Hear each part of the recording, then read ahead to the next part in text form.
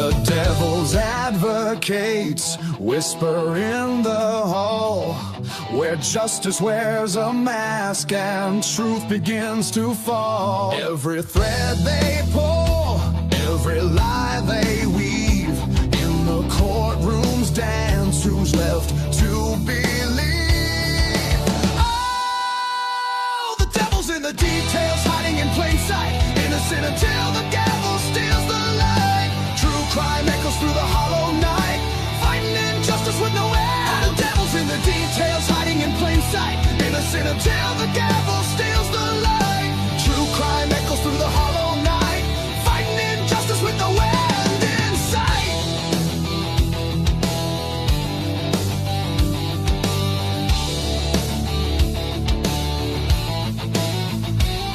A photograph fades where the truth once stood. Blurred lines between the bad and the good. The scales they tilt with every silver tongue, while the broken cry for a song unsung. Black robes sway like shadows on the wall.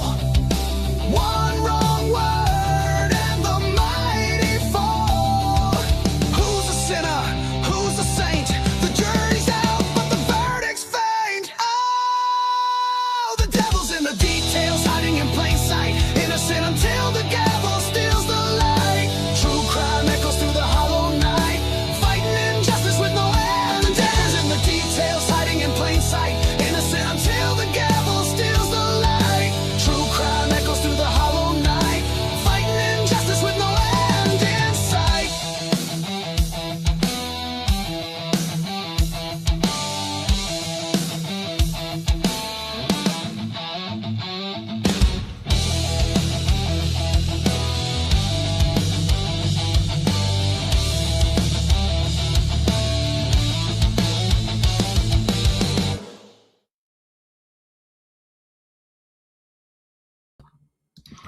All right, everybody, it is another edition of Thank You Crimes After Dark with our special guests. We got Dago, True Crime Cafe. We got Bronx Tales, Logan on the backstage. We've got Robin. We've got 1-1. We're not going to have JJ from State of the Deep tonight. I think he's out tonight. Oh, shit, man. We had a hell of a start of this show. Dago is not feeling well. Logan asked something extremely too fucking personal apparently she feels extremely comfortable on our show because what she asked Dago backstage is unreal. In fact, I'm going to just let them come up because I want you to hear it straight from the horse's mouth. That was the most comfortable I've ever seen anybody get with a show that quickly. Good job for Logan. But anyways, let's bring our panelists on stage in the order that they are backstage, which actually is Logan first. So, hey, how you doing tonight? Hi, how are you? I hope you're ready to own up to what you said. Logan, who? Is she here today? Yeah, oh my God.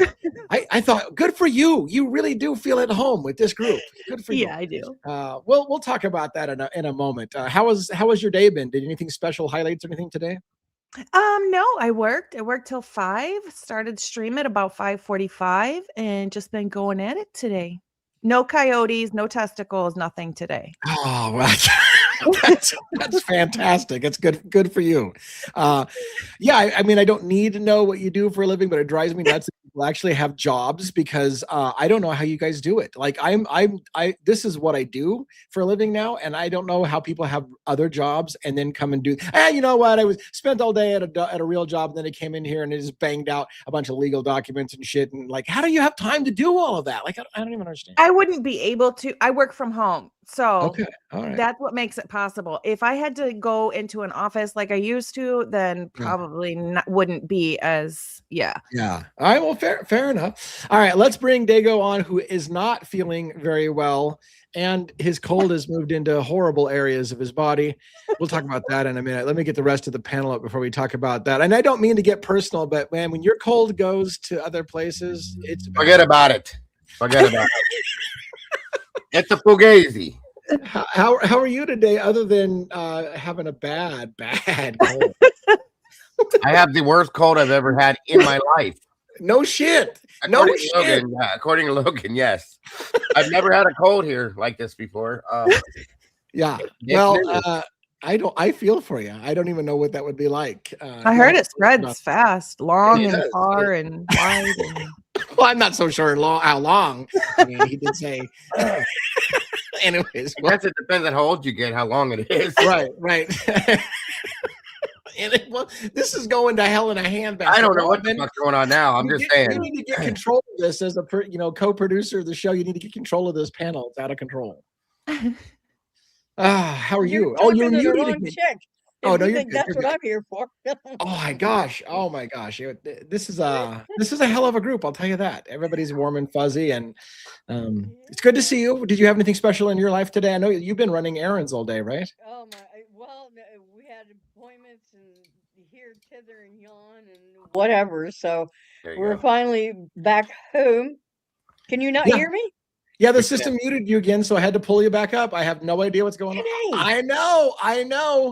Anyway, I was running all over creation today, but now I'm here, and Logan and I work from home too, so I understand. I don't think I could go back out into the world to work. No, I don't like people I would anymore. probably wind up in jail because there's just too many. As a true story, and my old boss won't like to hear this. I will bring one up here in just a second, but as a true story, just before I started this channel, I was thinking about whether or not I could retire. I was kind of on the bubble. We had a bunch of bills paid off, and I'm trying to do the math. And I'm like, I'm tired of taking orders from people. And I had a boss who, to be fair, my boss was super cool, but like we had a performance review, and I didn't get a great performance review. And my whole life, I've had great performance reviews. And for the first time, I realized, you know what? Guess what I'm done with? I'm done trying to impress somebody else for them to make me feel better about myself. Like I really don't give a shit. And that's when I realized maybe it's time to retire. Well, anyways, towards the end of that exit, I started YouTube, or not TikTok. I started TikTok, and I would go on breaks a lot. And when I'd have a thought, and I would do a quick TikTok video while walking around the building. So my boss kind of said, "Hey, look, this next year going forward, you got to stop taking so many breaks. You're constantly outside." And I'm like, you know what? I think I'd rather do that than this. I'm like that guy from Office Space. I just don't think I want to start going to work anymore. It's like, I don't think I enjoy it. So I transitioned. However, one doesn't have that luxury. He can't just. What the hell's going on? Did you just fall asleep there? What the hell? He was waiting for you for the story to be done. That long-winded son of a bitch won't. Now he's muted. You're muted. I'm here. I finished my outer body experience. Oh, okay. I'm now back on Earth. The vampire is back on Earth. Welcome, everyone. Hello. Good evening. Logan, it's Diego, Robin, Blee, Dennison's, Meatballs, everyone. So Diego, we can talk off stream. You have some special sauce for those meatballs. Oh my god! Oh my god! I'm trying to decide how to tell this story because there's only one way to tell it, Lee. Only one.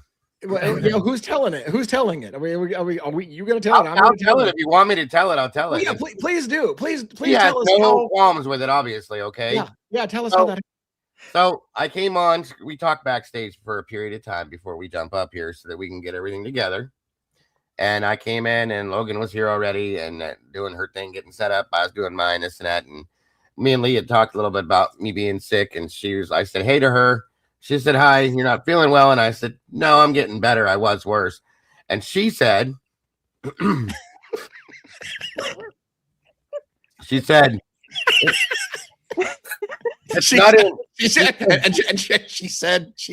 oh yeah, I know what she said. Rephrase. What she actually said was, "It's not in your chest at all, is it? Because I'm sick, okay? I'm sick. My sinuses, my ears, everything's clogged." What I heard was, "It's not in your testicles, is it?" And I stopped and went, "What the fuck did you just ask me?" Just like that. Okay? And she was like, "What?" And I said, no, I didn't think that's what she said to me. But that's I can't do really it. heard. And it's hilarious. It's hilarious because I know you're respectful to women, and yet you spun on her like you were going to kick someone's ass. Like, what did you just say? Because I never ever of anybody in here would expect that from her. You, one, maybe even Robin, but not her. And I was like, holy shit. What could you have possibly heard that you're all pissed off? What did you just say? As it moved into It wasn't even that I was mad. It was like, what the fuck did you just say? In my mind, I'm thinking, what? But yeah, I was like, wow. So our relationship just went to a new level. We're talking, yeah. So I've had the worst cold ever known to man, folks, because it dropped low. I'll put it that way. I don't know. I mean, like I said, that Logan felt comfortable enough to ask you if your cold's in your testicles. I thought this was a really good sign that she feels at home with this team. So that's a good thing. Yeah. But, so well, welcome everybody. It's a great night again. Yeah. And Crimes After Dark. And even though, some of us are sick, some of us have testicle problems. Other than that, we are doing really, really well. It's always a win if you blow stuff out your nose. I just sprayed everything. For the win. I sprayed it all. It's all over there now. Okay. All right. We should probably talk some true crime tonight, I'm thinking. Do you guys have any? So I can tell you some things that are on my mind, and it's mostly because my team kind of got me going there. I had Amanda on our side asked me to use my Pacer account to get the WSU documents, the recent document dumps from the WSU lawsuit, the Gonzalez family and et al. Suing Washington State University. And as I understand it, reading again some of the documents as I pulled them down, and maybe everybody knows this, but I just want to make sure we like to educate people on how it started. I believe the Chapins, who live up near Skagit Valley, are the ones that actually filed the lawsuit in Washington State against WSU, because WSU is a Washington State entity. And so all the families needed to have somebody from Washington State actually start that lawsuit against Washington State. And so it was filed, I believe, by the Chapin family up in Washington District Court on the west side of the state where they were at. And so the newest paperwork is basically asking to change the venue to be in Eastern District Court on the east side of the state, because everyone involved in the case is over in the Pullman area. And therefore, it doesn't make sense for everybody to have to travel to the west side of the state during the trial and discovery phase and all stuff like that. So they've asked to move it. So just for people to understand why that's happening and why there's all this legal move to move the venue, that's what I believe is the story behind how that happened, which is this I think the Chapin started the thing in the Western District of Washington, and now a judge has approved, it looked like, moving the venue to the Eastern District Court so that it can be fought a little closer and everybody doesn't have to travel as far, because most everybody that would be deposed or whatnot will be over here instead of over there. You guys have any disagreement on how that played out, or any extra stuff you want to talk about the WSU lawsuit? No, that's exactly what I think I mentioned it when I realized that they lived in Skagit County too. So yeah. There was a lot of talk, by the way. Oh, go ahead. I was just gonna say, I wondered how you were gonna segue from what we were talking to into what we're in now. I just was curious how that was gonna roll, but you did a good job, bud. You did. Oh yeah, no, appreciate. You know what's funny? It's just not gonna be funny to anybody else. Why the hell am I telling this story? Anyways, where I was at, I worked for a help desk for a while in the IT department, and there was a request one time to spend money on getting Segways for the guys to be able to ride across campus. We had a big campus, and they thought it'd be good for the IT guys to have little Segway scooters that they could use to go across campus quickly to get to calls. And so whenever somebody would say, hey, that was a good Segway, they said, oh, are we getting Segways? So when you said Segway, in my mind, I'm back to the old IT days. Are we getting a Segway? Because that's what the IT department wanted it. Good Segway. Oh, we're getting a Segway? No, we're not getting Segways. All blurred. Yeah. So I segue back to our show. There was what else news? I know Logan was going to try to get to read a little bit of the appeal. It's a meaty bastard on the Richard Allen appeal. Did you get any time to look at that at all, Logan? Or I know it's huge. So I'm on page 36. Okay. Have you found any interesting reading yet, or hasn't got to the good stuff? I know I found some interesting stuff that I personally didn't know was going on and Nice. had happened. Nice. Yeah, I found some stuff. I wrote it down. Yeah. Well, I would love to talk to you about it, although I don't want to do any spoilers, because I think if you read that whole thing, there were some shockers for me. And in fact, well, shit, can we talk about that a little bit? Do you mind? Can we talk about that a little? Tell me 'Cause one you of said your shockers. One of my shockers was this, and I've mentioned this before, but I'd never said it to you. When I heard originally the idea of an Odinist Nordic ritual, I thought that's dumb. Like that, it's not going to be a Odinist ritual. And then I heard the guards watching over him had, an Odin we trust patches. And I thought, that's just dumb. That's not true. And I looked into it and they did. And I was like, okay. But I still, at the back of my mind, I thought, this is really a reach. There's not some Odinist pagan ritual group going around there.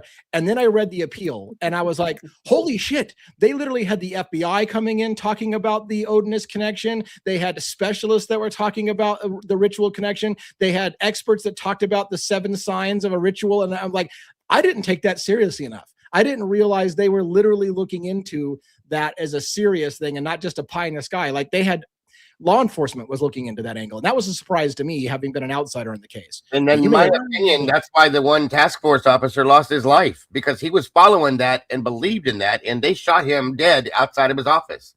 I'm telling you, that's that's what it's involving, in my opinion.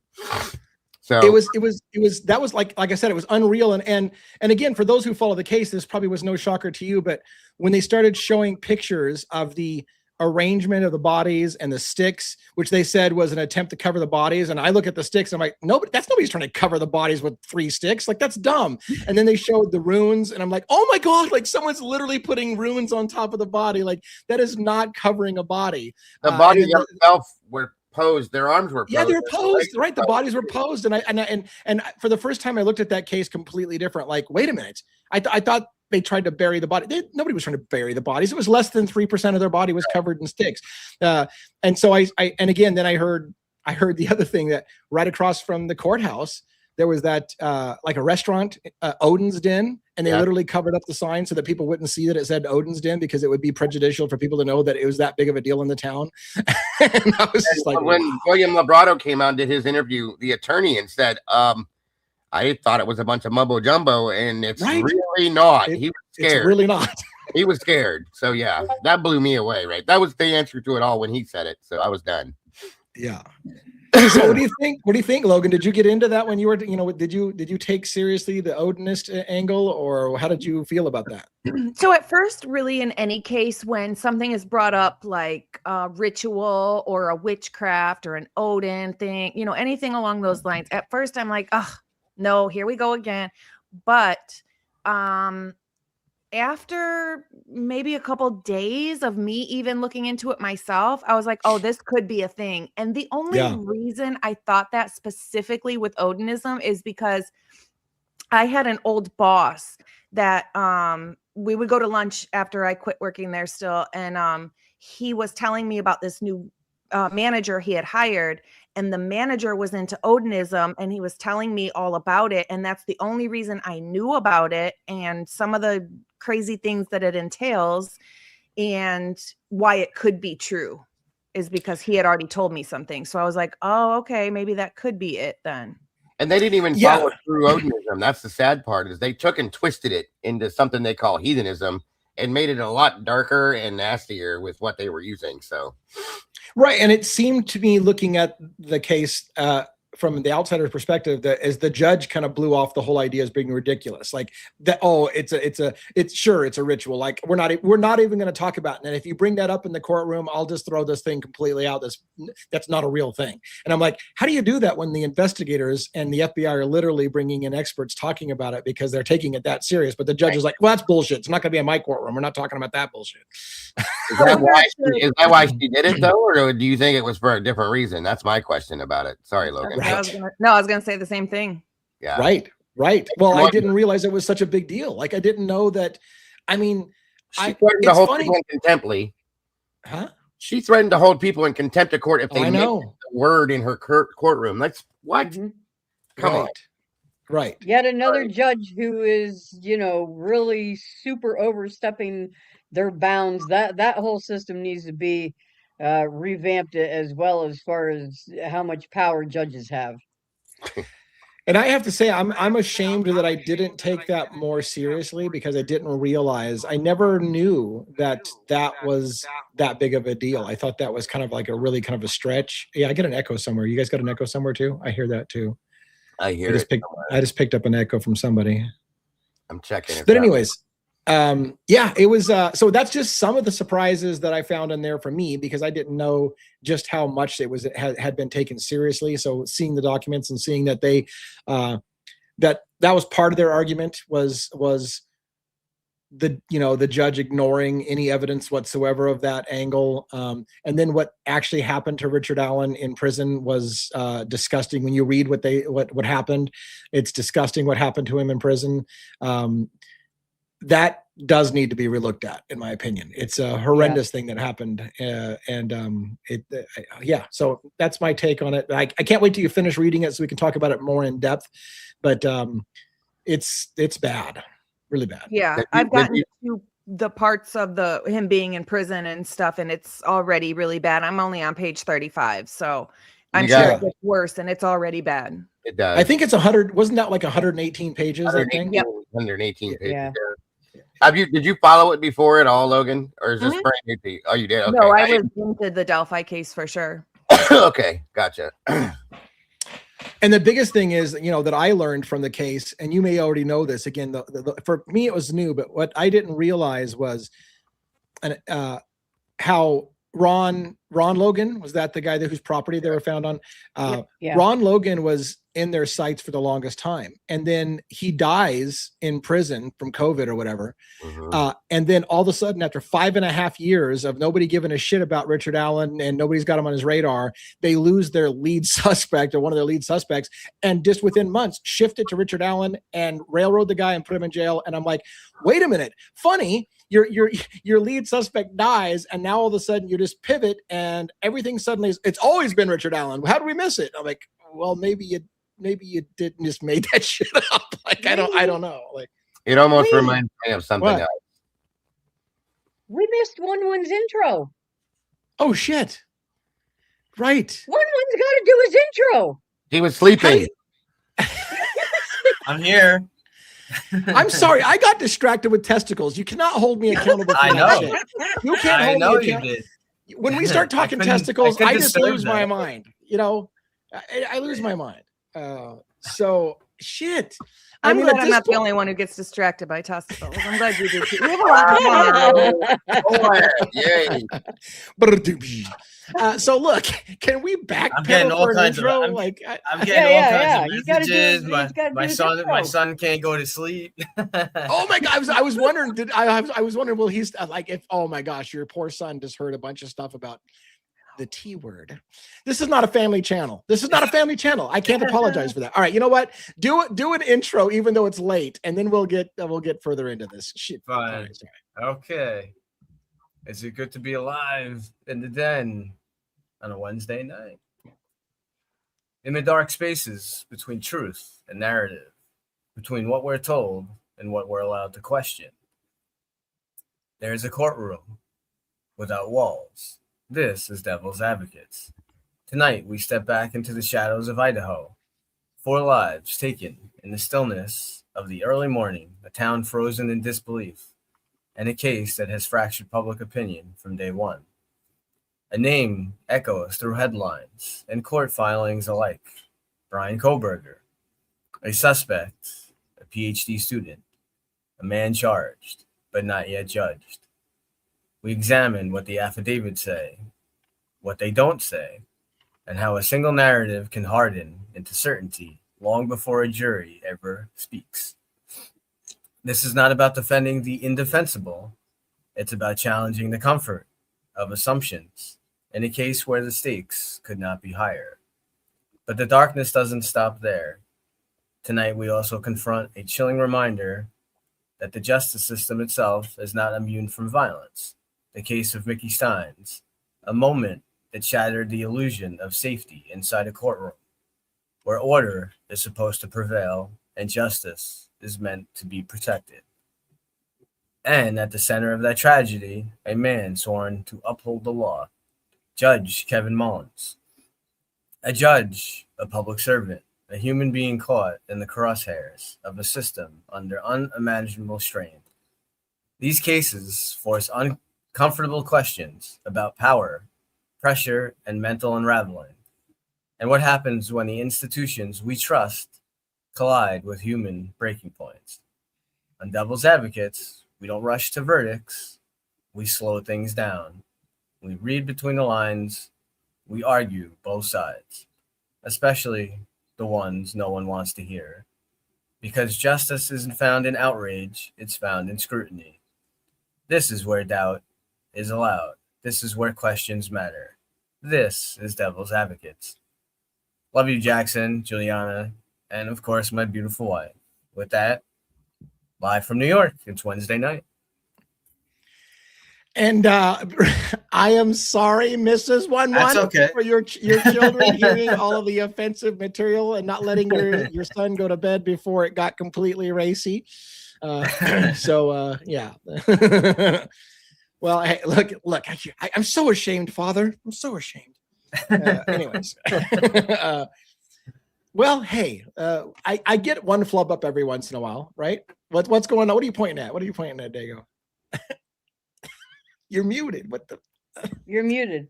I'm trying to point at her. It's her fault. Oh yeah. You're trying to get the right angle on the camera to point at her. Yeah. Oh, and that you just took Dago completely off the screen. What the hell did you do? He did it. Wow. Logan did it. Now By the way, I'm just as kidding. a reminder, and I don't know how often we're going to do it. We're having mixed results, but I've started to try a new thing called Fireside Chat, where I take the comments and stuff that are happening in the chat that I don't have time to get to, or we don't make time to get to. And I've been doing some kind of one-on-one, pulling out your comments and doing a video called Fireside Chat, where I address some of those comments one-on-one in a follow-on video. The first one went really well, and everybody was excited and said, "Keep doing that. That's amazing." And then the next one had like half the audience, and the next one after that had half the audience again. So it's dying quickly. But I will tell you this. That was great. It's great. If I'm going to keep trying it, here's a difficulty I have. Both Dago's chat and Logan's chat are going to look exactly the same to me. It's just going to have a little paper clip letting me know it's coming from another channel. I won't know which one of the channels it came through. When Dago wasn't here last night, it was clear to me which chat was my chat and which one was hers. But now I'm going to have a hard time discerning which chat. Unless, if I do that, one way around that, although some may fall, may forget, or some people hopping in at the last moment. If you have people actually type where they're from before the question. So if someone says like Dago, I've just put someone say Dago side, here's a question for you, Lee, or Logan's side. Here's a question. The only problem with that is they don't give you a lot of characters to type your message in the first place. So if you're trying to ask a question and you're trying to state who you're asking the question to and what channel you come from, and then your question, that's not all. But then you would know. Yeah. Right. Or you could tell, or they can put initials, Yeah. We'll work it out. I mean, to be fair, I don't even know how long it's going to last. Yeah. But it is good. I watched both of them. I thought it was entertaining. Yeah. I mean, I like doing it. I enjoy doing it, although it was very time consuming because last night I just tried to address the comments that I had. Apparently I just have too many thoughts. So I just thought I'd pull out the comments from chat that I have a thought about. And I did like 2 hours of ranting in addition to our live last night. So that was long. Yeah. What's up? Can I make a quick statement? I'm sorry. Yeah. I just wanted to welcome the new meatballs to the sauce. False Star, Kate, James Mullen, SND Light, Hester Prine, D York Lady, Jane Kendall, Miss Raquel, and Melissa 1111. Welcome to all 10 of you new meatballs to the sauce, and thank you for being part of the family. We appreciate you very much. Yeah, and real quick, I didn't even notice Amanda's been throwing out, like, there's a gift membership she threw out, and there's a gift membership she threw out. And on your side, somebody gifted 5 memberships on your side, and then got another 5 memberships on your side, it looks like, unless they're duplicating them, and then Amanda again. So, like, it was me. I dropped 10 of them. Nice. Well, that's amazing. That's perfect. So, I hope that you guys had your ability to receive free gift memberships turned on. If you did, then hopefully some people got some cool behind the scenes content for free. So that's great. And thank you for everybody that helped out with that. And I'm glad you're good. I forgot that I'm allowed to gift, I think, a certain amount every month. And I keep forgetting that I could do that. Yeah, I need to look into that myself. Yeah, I'm an asshole. I'm an asshole. That's all there is to it. We all get 10 free ones as creators a month. You do? I had no idea. Okay, good. I'm so glad because I knew, but I forgot. And so now at least you don't know. So now we look like dicks if we haven't been handing it out all the time. They're down in the thing. If you look under the dollar sign and pull it up and go down to membership gifting, they'll be laid up in there. So yeah. What? Hold on. Hold on. Hold up. Wait a minute. Move, bitch. Get out. Get out the way. Give me a second because I apparently can't do it from within StreamYard, but I'm going to make an attempt. Where do you say I need to go? I need to go into the down at the bottom where the dollar sign is. Yeah. Chat. It says membership gifting. Click that. Scroll down at the bottom, and if you have them, they should be there loaded in. All right. Well, something's not working for me yet. I will get that figured out because if I can give stuff away, then I should be giving stuff away. Yes, I get. Give it away now. Sorry, I had to go back to the Red Hot Chili Peppers day. That's all good. Great song. Good. I'm full of pop culture references from the 80s and 90s, which makes me look even older than I should be looking right now. But anyways. Amanda, she's been a member for 5 months. Yay! Wow, fantastic. Thank you so much. Amanda's working her ass off on the back end. So that's been great. Did I say ass and back end at the same? Anyways, I don't know. Did. Okay, so tell me what you want to talk about tonight. This is kind of free for all. Tell me what you want to talk about. Not fantastic. Don't everybody speak at once. Not testicle. Yeah, not testicle. Yeah. I mean, it that's awesome. That's awesome, Logan.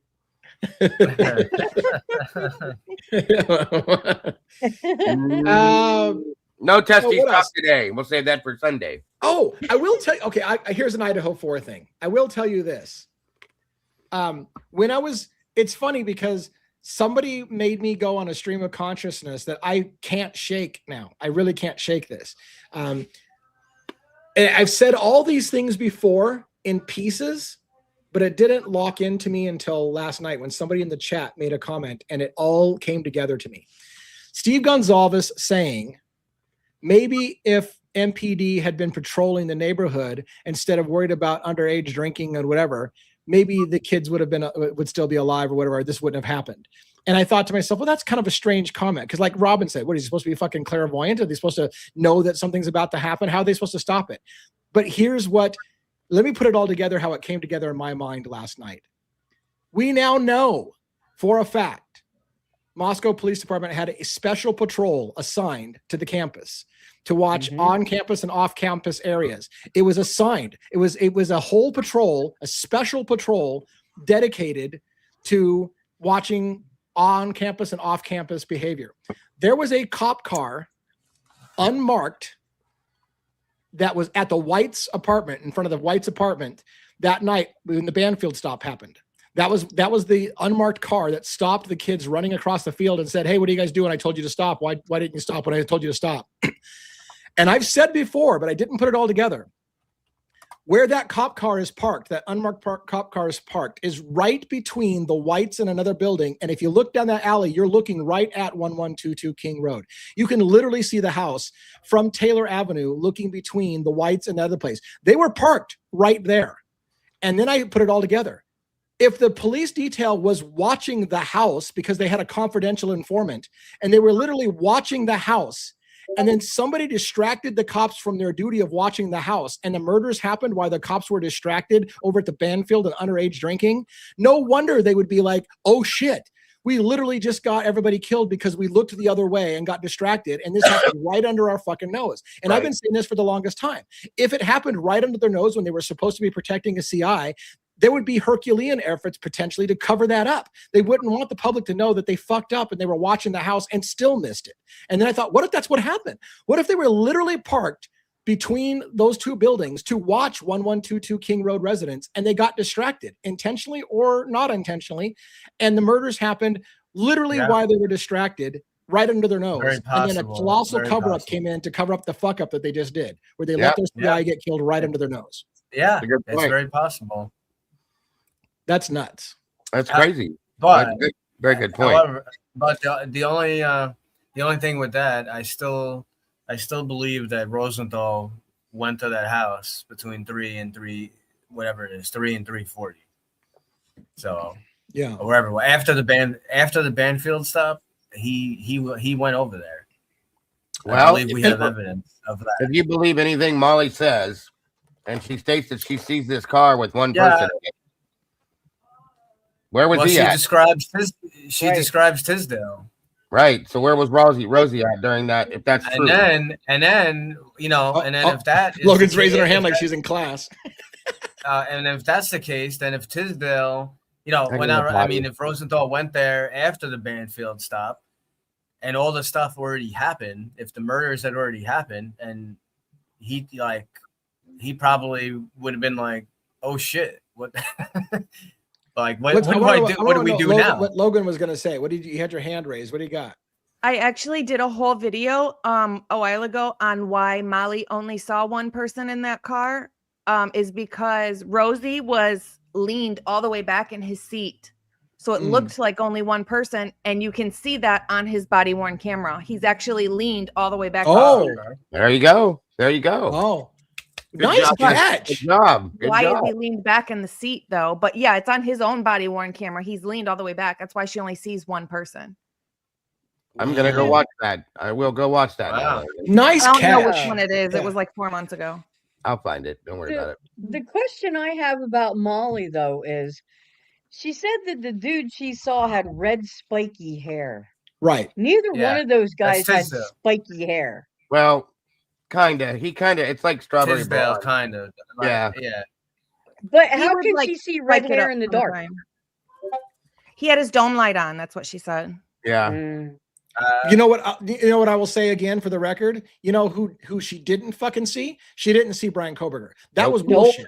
She did not. Molly did not see Brian Koberger that night. That was horseshit. She never saw him. What she saw was one of the cops. She never saw fucking Brian Koberger there. I'll repeat that over and over again until you prove me otherwise. She didn't see Brian. They brought her in to be because they needed an ace in the hole. Literally, Bill Thompson said, "I can't place Brian Koberger at the house," and he was going to use Molly to place him at the house because they couldn't get anybody. And so he's leaning on somebody that they could make a deal with to say, "You saw him there that night, didn't you?" Wink, wink, nod, nod. She never fucking saw Brian Koberger at the house. I believe that wholeheartedly. No. I also wondered when she said red hair, for whatever reason, my little testicle brain went directly to thinking of Jack Decor driving around in a car possibly, and her seeing his hair because his hair is kind of spiky, I guess you could say. And it's red. So I wondered, is there a possibility he was driving around that night? It immediately is what I thought then. I'm just saying. Always made me wonder, though. Just saying. Does he drive a white car? His car was silver, I thought, which could look white. Yeah. Look white. Thank you so much, James Moen. Appreciate you, brother. Oh, shoot. Well, real quick, happy Degoversary to Tomboy and Tandy. I know it's been more than the time it says. I love you guys. I appreciate you both. Sorry, guys. Go ahead. Oh, no worries. I'm still trying to get over the testicle brain thing. But was Molly holding a food bag, a paper bag with food in it when she was walking around? No. Nope. No. She definitely was not. And that doesn't make no sense, does it, Logan? No, it doesn't. She looked in the car with her dog. Yeah, if you find the house, then you're going to go all the way back to your car to get the food and then walk it back again? Right. So let's review for people who don't understand that story a little bit, and let's talk about some of the details because the devil's in the details, as I often say. So Molly claimed, if I recall it right, you guys correct me on my story if I'm wrong. Molly claimed that when she tried to go deliver the food, she had a hard time finding the house, and that kind of routed her back to the back of the house, and it wanted her to walk down the slope to the door. And she's like, "Well, this is dumb." So she gets out of the car. I think she takes her dog, and she walks that slope down by the Queen Apartments, looking for the house, kind of thing. Now, that's part of the story. Then the other part of the story was when she was walking around, she saw in the house a woman that kept looking out the window, she said, and ducking down to not be seen. So she described somebody that saw her and seemed to be, whenever she'd look up at the window, would try to duck down. So let's talk about all those pieces. Did Molly deliver the DoorDash? Did she have the food in her hand when she walked down the slope? Did she take her dog? Who did she see ducking in and out of the windows? What are your guys' thoughts? The only thing I saw is what looked like a phone in her hand when she was down at the end of the road. Yeah. That's all I remember seeing. Right. I didn't even see her carrying her dog. Like, I imagined it. My understanding is she left the food in the car with the dog, which is kind of stupid to do too. But I wouldn't do that.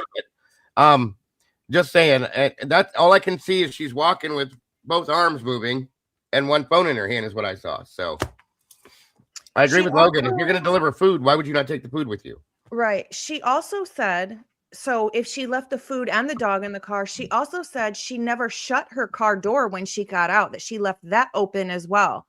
Why didn't the dog jump out and chase her? Yeah. Most dogs would. Yeah.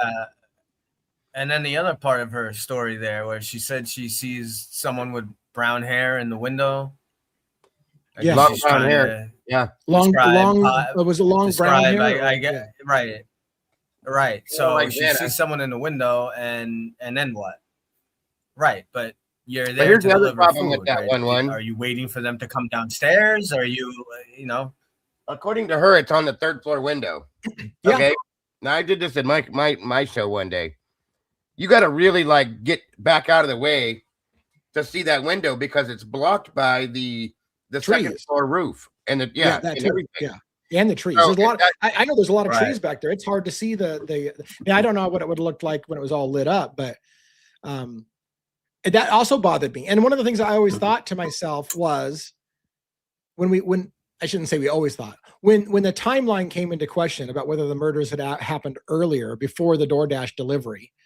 Because keep in mind, people, one, Xana's activity on her phone is not proof of life. Doesn't tell you who's pushing the buttons on the phone. Second of all, I believe they confirmed that the DoorDash delivery order was ordered at 2 something in the morning and didn't get delivered till 4 in the morning. So it's not like she just ordered it and just got delivered. Again, no proof of life that she was alive at 4 o'clock in the morning just because the food's finally arriving at that time. But if the murders had already been done, and we've talked about the possibility that there was a cleanup. Again, there's lots of evidence said that a cleanup, there's evidence of a cleanup.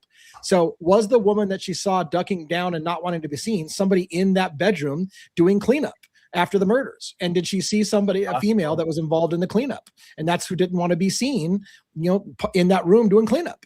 Well, here's the thing. If she's looking at that third floor, if she did have a chance to stand back far enough to see it, that's the bathroom on the third floor. Yeah. That's what she was seeing. Right below it is the living room. If she was looking at the second floor and screwed up, but still, again, that was my thought too, Lee. Is it somebody that's possibly in the midst of the cleanup, and when they see her, they move and hide? You know what I mean? Yeah, yeah. But when you're in the third floor bathroom, let's say you're in it and you're looking out, how far up is the window? Would you, if you were short, would you have to jump to look out of it? It's pretty high. Good question. I mean, it's how can I explain it? How long the window? Do you mean? Yeah, what's the height of the window? I think it stands even with the room. Do you know what I'm saying? Well, I want to clarify something. Didn't they say from the back parking lot up there? And again, when I went to the back parking lot and visited, the house was torn down, so I can't see the house. I have to kind of visually try to figure out where the house was when I'm back there. But they said that from the back parking lot, you're looking right into Maddie's bedroom. Yes. Right. Mm-hmm. So was it Maddie's bedroom that the woman was in, or was it the bathroom? Because that's the question. It depends on where she. The way I read it, she claimed she was out in front of the house, by that dumpster area. Okay, yeah, she was out in front of the house. Then that's a different. Yeah, then that's a different window, I guess. But. And it would be slightly possible because I tried to do a whole thing with the house and everything that day when I was covering it, but I'm like, it is really far up there, literally in the roof to the second floor. To the original roof to the house blocks the view of that window. It's really hard to see anything from the ground up unless you're way back looking up there. So.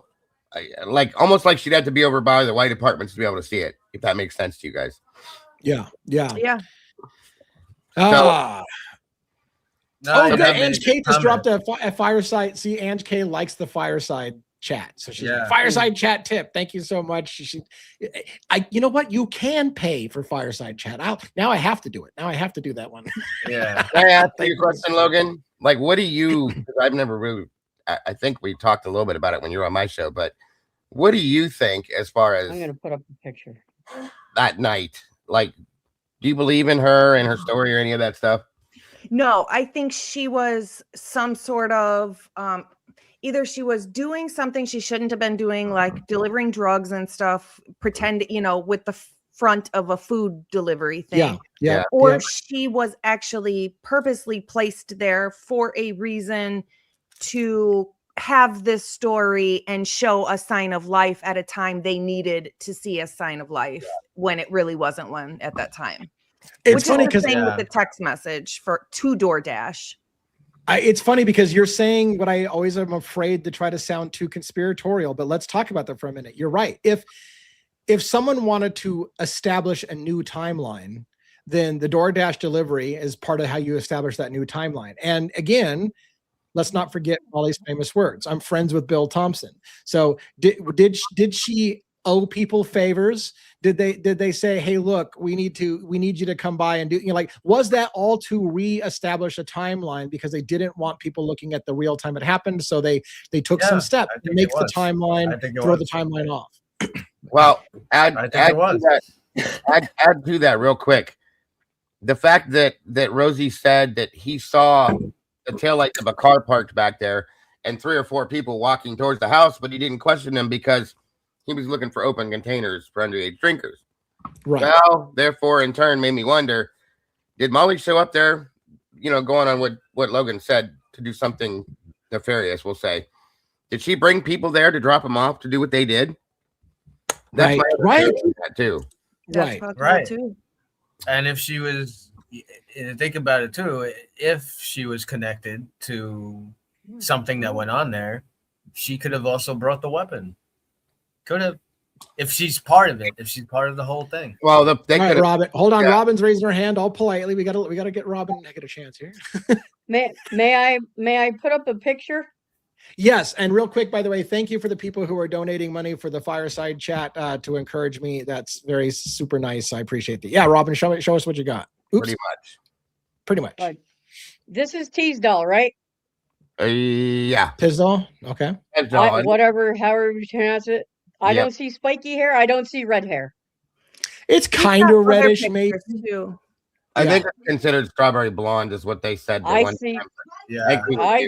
I see like a brownish, and it's not spiky. Spiky to me means it's sticking. Up. Right. Yeah. Definitely.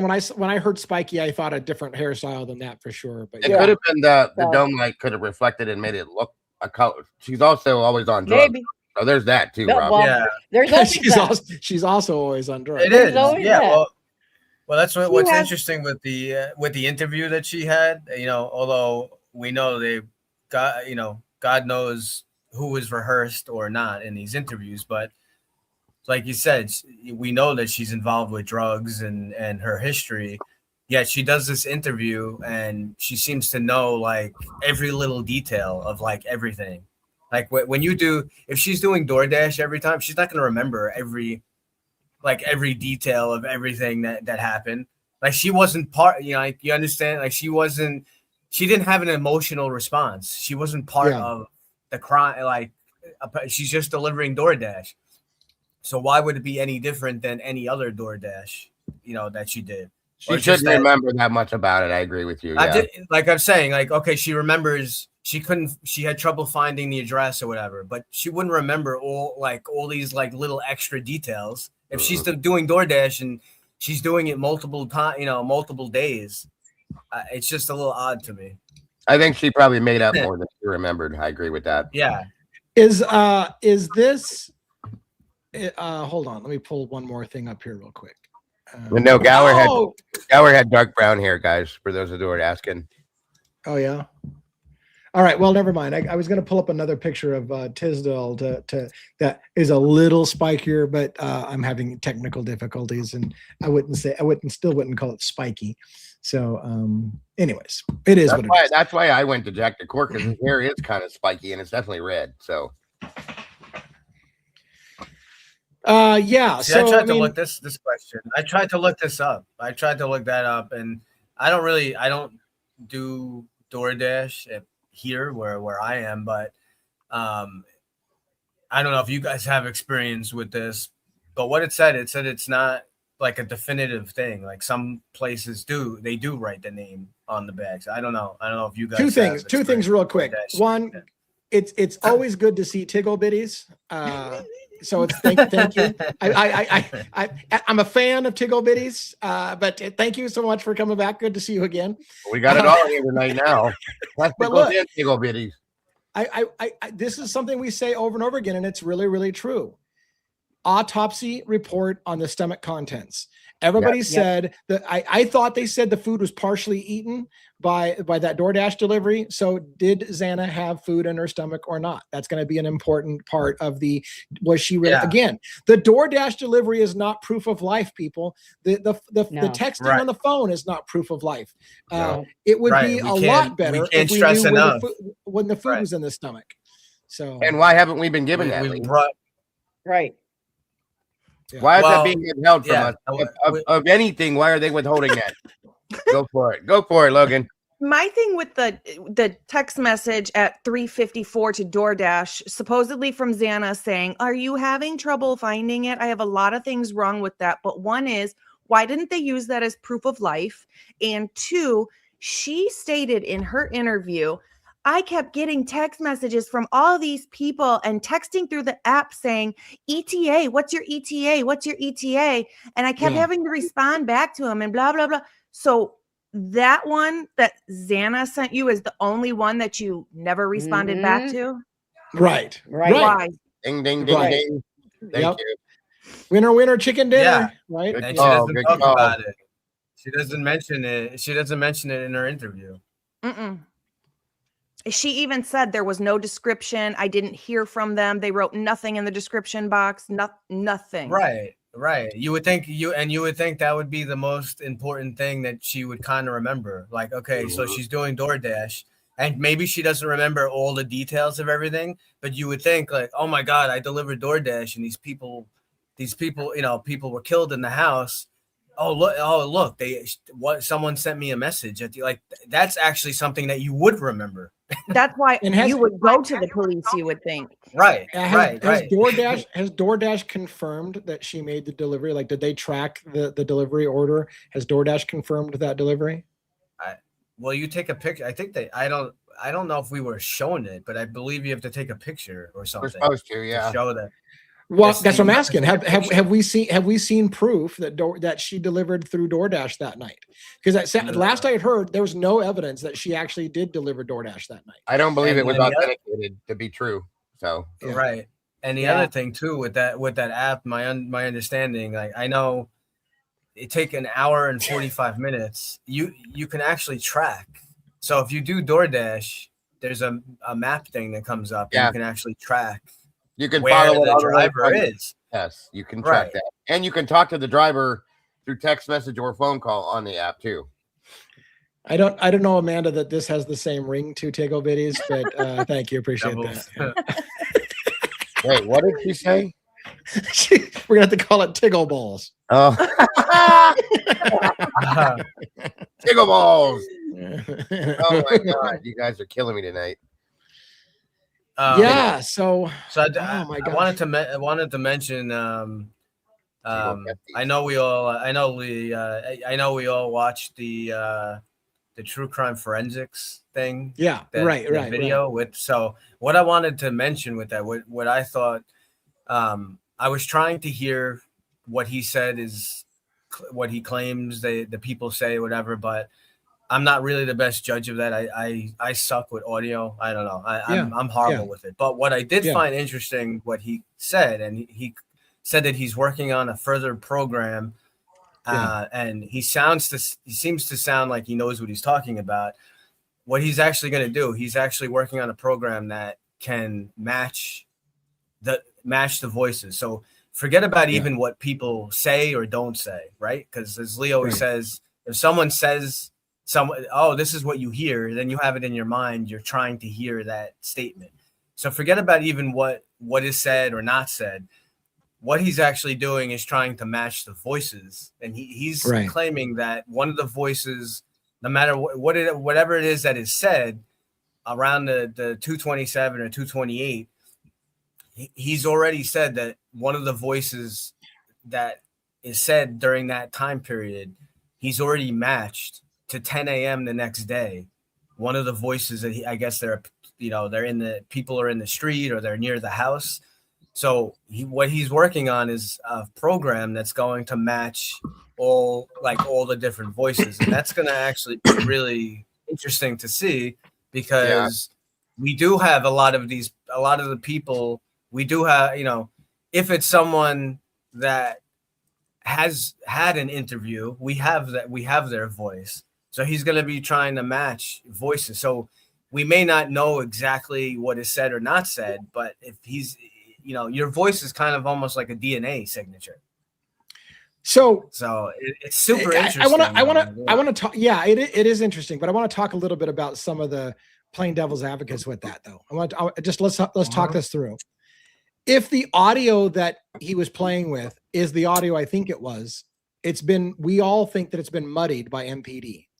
If it's been muddied by MPD, then the whole sound profile analysis thing is already thrown off, because the sound's been muddied and it's already been altered with. Right. So I'm not sure how accurate you can get. Also, I'd have to see his testing methodology, because if what it's doing is I'm going to load 50 voices in and you tell me which voice this most likely represents, it's just going to tell you which one it most likely represents. It's not proof that it is that person's voice. It's just like, I ran this through your question, and out of all the voices you've given me to sample, I think it most resembles this one. Right. And again, I'm not sure. I don't know. All those things is how to make sure how it's done.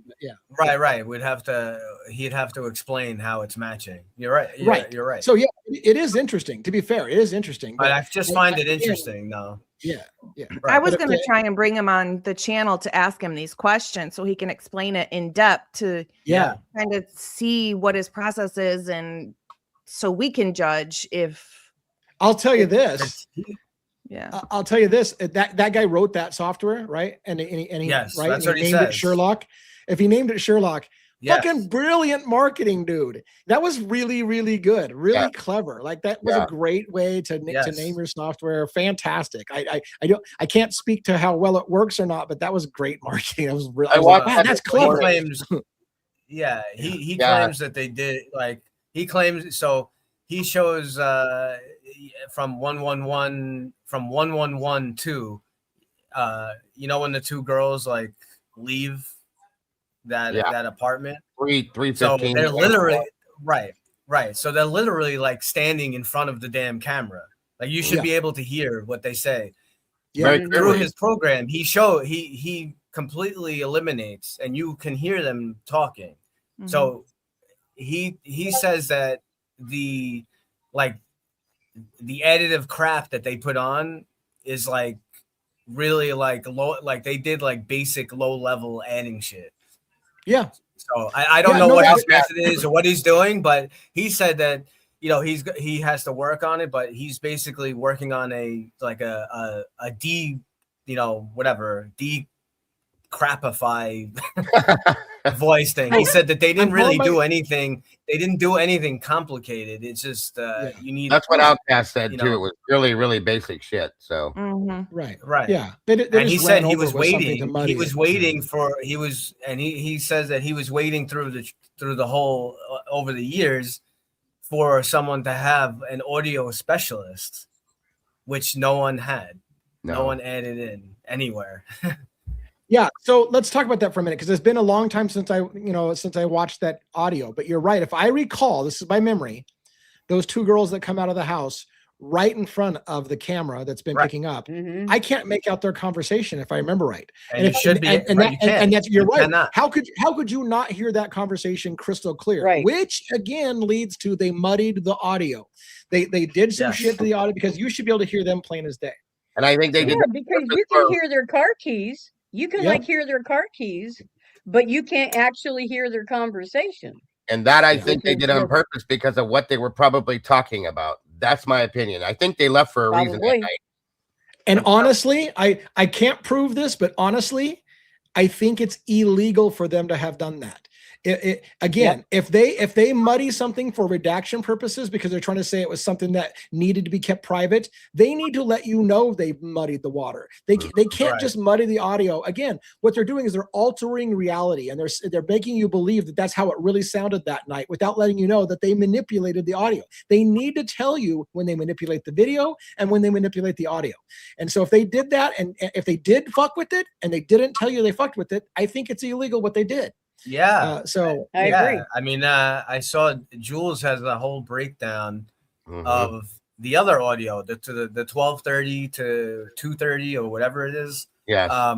She basically has a whole timeline of who got the audio of when it went, where it went. And according to what she has, the video has audio. So she's trying, she's trying to fight them. Like, where is it? Where is the audio? Like, I'm gonna tell you that I've always wondered when I first watched that, when Joel's got it, when you see the two girls leave at 3 something and come back at 5 something, I immediately questioned, first off, if we're hearing this on the camera, what we're hearing, they had to hear it inside the house. Okay. I mean, they're right there. They had to hear something. Did they leave because of what they heard and come back at a later time for a specific reason? Is that why they redacted what they were talking about? Because it explains some of that. There's a few questions I had to go with that, honestly.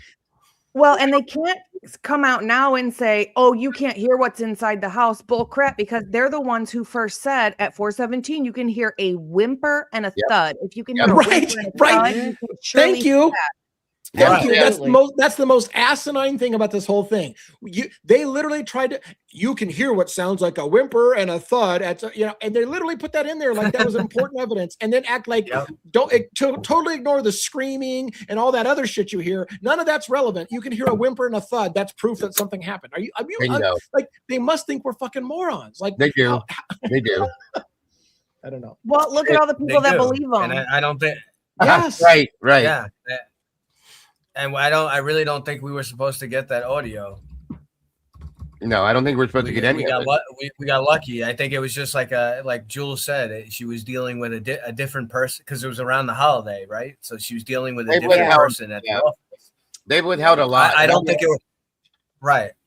I'm gonna be FOIA. Today I decided I'm FOIAing the full. I'm gonna have to word it this way too. The full and total 911 call, because I realized, thanks to SRB that pointed it out to me, that they even redacted things from the 911 call that we got. Okay. There's that you don't hear in a 911 call that you hear in body cam video.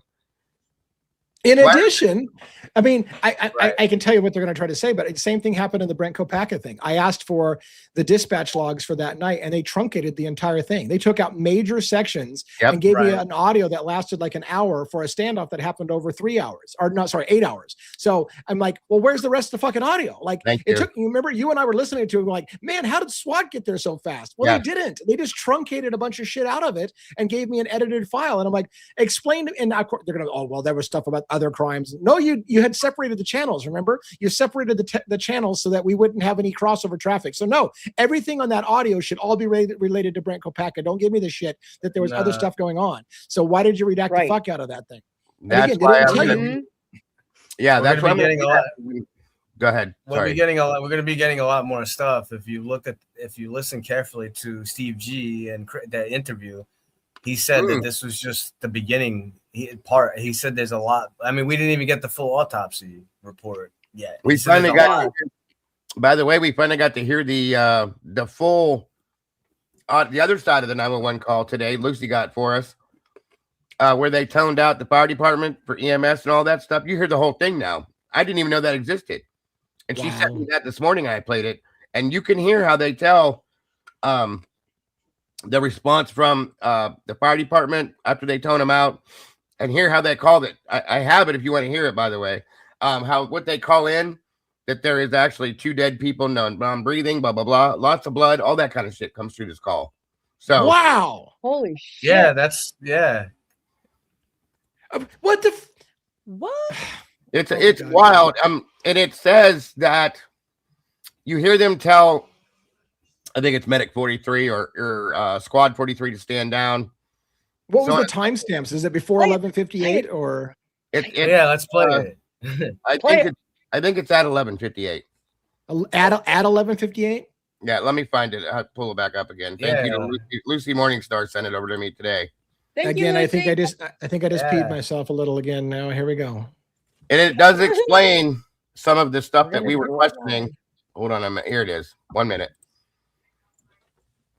I had to play it a couple times to get it all, and then I explained what everything means in it. Oh shit! Hold on, you guys. I gotta move it around. We're doing it live. Yeah. Oh my gosh. And again, this is what bothers me, people. For people who are wondering why we're still talking about this after it's all done, is because there is still stuff coming out that nobody has seen before. To this day, we are still getting shit that no one has seen before. So of course we're going to talk about it, because it doesn't match with the fucking story they told you. So of course we're going to talk about it like, oh, by the way, here's some new thing. Well, wait a minute. That doesn't go along with what you told us happened. There's a problem. And like I said, you guys got to thank Lucy Morningstar for this, because I don't even know where she found it, how she got it, but I was grateful to hear it finally today. Because I had questions about this being, with the fire department, how things didn't happen a certain type of way. This kind of explains it. So here you go.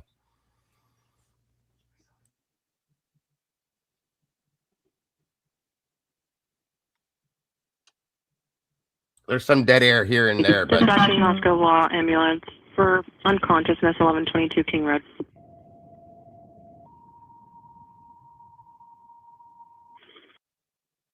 that's for people that don't understand. That background you hear slight, that's them toning out the fire department in the background.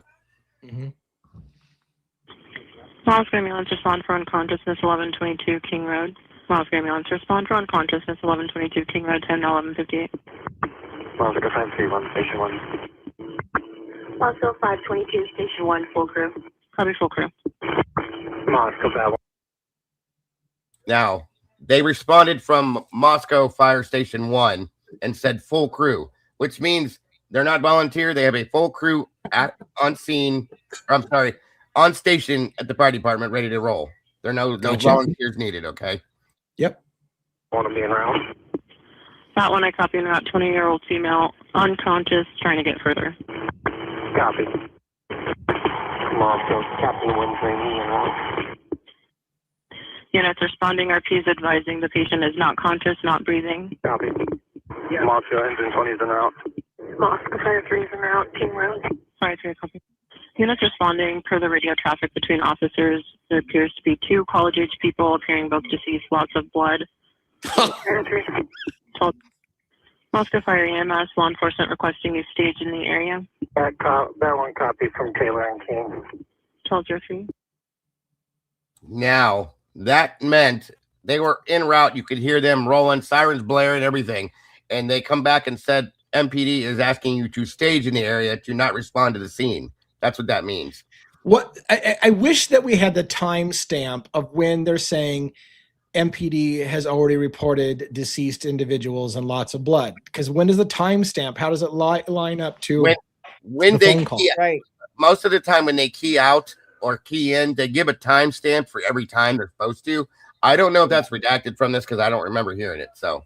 Right, and that's the thing. If they fucked with the audio like they did on the audio that I got, they're cutting out time, so you don't know. Like we might, for example, hear 1 second go by, but that might have been 5 minutes, and they just spliced out the 5-minute gap in there and just put it all together. So it's impossible to know. When you hear, I'm going to back it up a minute. When you hear them key out, as soon as they make the statement, listen for the time as they're keying out. Okay. Okay. Moscow 531, Station 1. Moscow 522, Station 1, full crew. Copy, full crew. Moscow 5, want to be around? That one I copy, and about 20-year-old female, unconscious, trying to get further. Copy. Moscow, Captain Wind training and out. Units responding, RPs advising the patient is not conscious, not breathing. Copy. Yeah. Moscow engine 20s and out. Moscow Fire 3s and out, King Road. Fire 3, copy. Units responding per the radio traffic between officers. There appears to be 2 college-age people appearing both deceased, lots of blood. Fire 3. Moscow Fire EMS, law enforcement. I believe she said 12:58. Requesting you stage in the area. That one copy from Taylor and King. 1203. Captain 1 train, same traffic. Copy. Moscow 142 is in route, King Road. 1205. Moscow Fire 3 is in the area. 1205. Moscow engine 20, same traffic. I copy. And just to keep you updated per radio traffic, it sounds like they found 2 additional deceased in the house. Received. Moscow ambulance 43 has a full crew. We'll stay to station 1 if we're needed. Copy. Ambulance 43, Bravo 1. Go ahead. You guys go ahead and roll non-code. Stage behind the engine. So I guess not, but that last statement, go ahead and roll non-code. That means to go, no lights, no sirens, just get there, flow of traffic, so on and so forth is what that means. And again, the problem becomes without the timestamps. It took time for the official story was they saw the 2 people on the first floor. It took them a while to realize there was an additional 2 on the top floor. Yeah. And so that if you listen to this, the time gap's not enough, right? It's like 2 deceased. Oh, now there's another 2 deceased. That would be too quick of a time frame for me. They did what they did with the Kopaka thing right there. They truncated it, right? Yeah, 100%. I think that's it. Hold on. Moscow 42 stays in the area, King Road. Copy. Moscow ambulance 42 now. Ambulance 43, you can stand now. Bring fire 370. Did you guys grab some blankets for all of these? Where are we getting the echo from? 42, can you grab us some blankets? Bring them up. Affirmative. Moscow ambulance 43 standing out, back in service. Ambulance 43, copy, back in service. 43, if you've got emergency blankets, could you bring them? Moscow Bat 1, be clear scene, back in service. 1250. Moscow ambulance 42 is clear scene, back in service. Copy. Moscow Fire 3, I'm clear, back in service. All right, pause. Moscow engine 20 is clear scene. I mean, I'm sure everybody understands, but it 100%, right, is 100% truncated because people are leaving the scene now and are declaring themselves back in service. They didn't do that in a minute and a half. So clearly it's been redacted and that we don't know the timestamps that these and they are cut happening. they redacted the timestamps almost all and every bit of it. So yeah. The one I thought I heard 1258 initially, but after that I can't clearly make it out. So that's the end of it. They all go back in service. Except for one squad that is stationed with the fire engine crew, which is the fire crew. They walk up the hill with the blankets, and then that's the last we see of them. Right. There it is, y'all. Interesting. Yeah, I mean, yeah. My brain is still trying to, process things that happen live on the air like that. Like, again, because they truncated the audio, you don't know how long it took them to make the second report of the extra 2 deceased victims. I mean, none of it lines up. You don't get to have a little ticker in the corner. At best, you get to hear maybe a timestamp called in. But 12:58 and 11:58. Well, I think Pullman and Idaho were on the same time zone, were they not, or did they have 2 different time zones? I think it's the same time zone. Same time zone, yeah, because their 911 center works both sides, so they have to be able to run that way too. So, Lucy said there's docs that go with it too. So, see, I had never heard that before today, so I was very floored about that. It would be nice. Well, no, I don't know. I mean, it'd be nice if they would stop fucking dropping brand new things, but no, because we're never going to know what happened if they don't keep dropping brand new things. And here's the thing I think that there's a part of here's the question I have. Is mainstream media starting to slowly shift into the maybe Kohberger didn't do it alone because of the public records requests that are happening at an unprecedented rate, and they realize they can't stop the stem of the public interest, and they know that shit's coming out, so they got to get ahead of it. So they got to start. They're like, okay, well, fuck it. Like we can't deny some of these sons of bitches, like devil's advocates, are getting pretty good at the wording, right, of how to FOIA request shit, and we're not going to be able to keep this under wraps for forever. So now we got to get out ahead of it and start shifting the narrative slowly. Well, yeah, Kohberger still did it, but maybe he had friends that helped him with it because now they realize it's going to come out, right? I don't know. Yeah, and the funny thing with this, it's so you guys, account. Yeah, right. The thing with this that got me is I was listening when I first heard that they were absolutely the squad was heading to the scene. They were on taser in the background. You can hear the taser for the ambulance running, which is the highest speed the siren rolls to get the fuck through traffic as fast as they could. So they were responding to a non-breather, which could have been a cardiac or anything, right? Right. And then they stowed him down like immediately. So that was just, I mean, we know how that happened or why, but it still blows my mind that they never responded them to that scene ever. Not in that aspect, I should say. They brought him in as backup for blanket service. I mean, come on. That just bothers the shit out of me still. Yeah. Detective Maury has a good question. It says, assume you were the perp that did this. Immediately following, what are the first couple of things that you would do? Say that again. Okay, I'm trying to find it to pin it to the screen so we can all read it. Was Let me it see. Detective Maury? Detective Maury. If you assume you were the perpetrator who did this, just like they said it happened, immediately following the crime, what are the first things that you would do? Yep, there we go. One, okay. That's not it. If you were the perpetrator, what was the first things you would do? Mm-hmm. Get the hell out of Dodge. I don't know. I mean, I would be cleaning my car out, burning the clothes. Getting rid of the weapon, right? But he wants to know like a little bit more detail than that. I think. Like, how are you getting rid of the weapon? I don't know. I can't. Well, look. I mean, you want all the secrets, huh? Need help. There's a problem. For me, there's a problem with the question, and I'll tell you why there's a problem with the question. If you just slaughtered 4 people in the house, you know it's going to get called in. It's not like now surprise, they found out about it. Like, you know they're going to find out about it. So it's not. Oh, I got it. When they start responding to it, that you go, oh, now I got to cover my tracks. You know they're going to go ahead. What you got? He said, I got it. Yeah. I'm surprised. Get rid of the murder weapon. Yeah. Yeah. Getting rid of the murder weapon would be, number one after you've committed the crime, for sure. Yeah. I agree with that. I mean, that's a good point. Like, that would be the first thing you would want to do, because you don't want there to be, you don't want to get caught with any kind of proof, right? Right.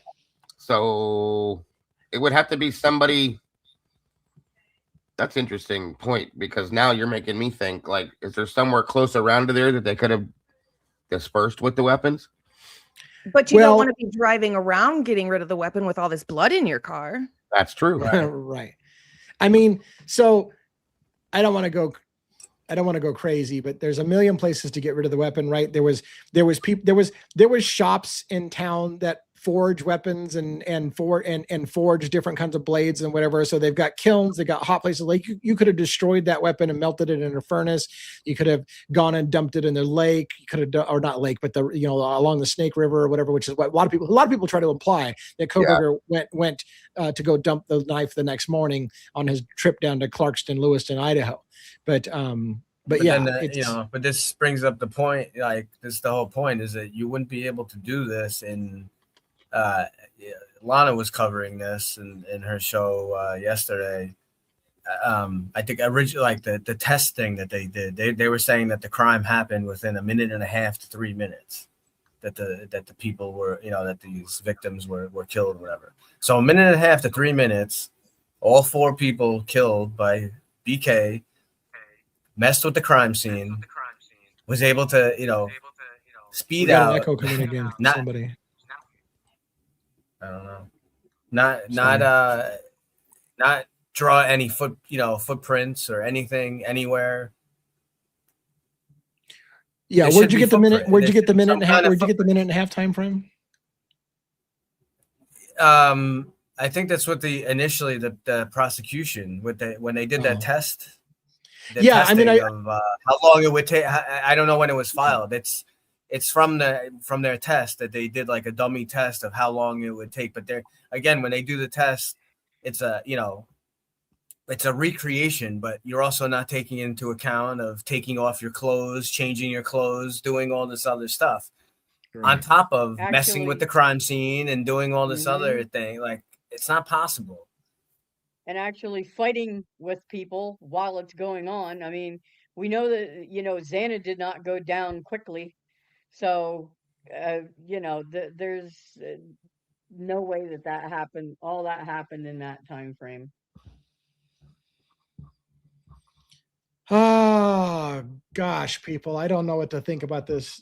I mean, there's still documents that are still coming out. We're still waiting for a lot of stuff to come out, and I feel like Yeah, I feel like I mean he said that he said that Kaylee's, I guess the full autopsy thing is 26 pages. We haven't seen that.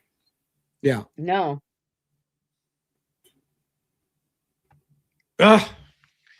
Everybody's quiet. Everybody's like sitting here in stunned silence, trying to process what we're thinking. Yeah. I said I would wash off the knife and go put it on the shelf at the Goodwill.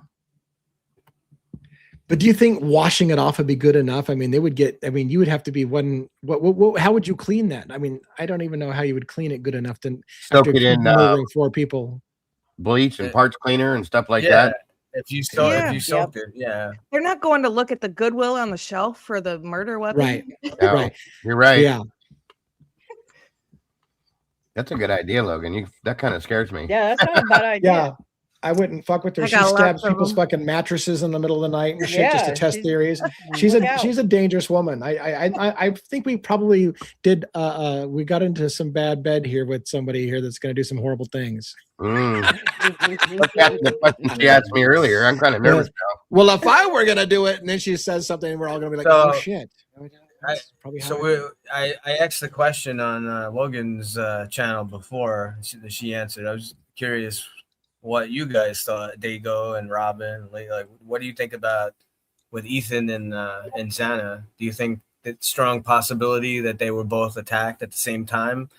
The reason I say that is you don't see a lot of cross contamination of like Ethan's blood mixed with Xana, and you don't see Xana's blood really mixed.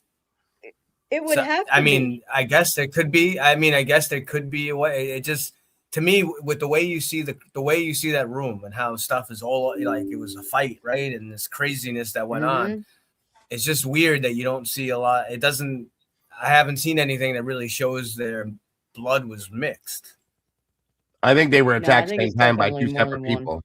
Yeah. That's what I'm asking. Like, do you think 2 people were in there, or at least 2? Maybe it's maybe more than 2. At least 2. Yes, could have been. Yeah, because they would have tried to help one another. And we don't talk about this a lot. But either way, even if Ethan was still lying down on the bed, because they're saying that I guess he was never upright. I'm not sure yet. Gilbertson, what they're thinking. What's that?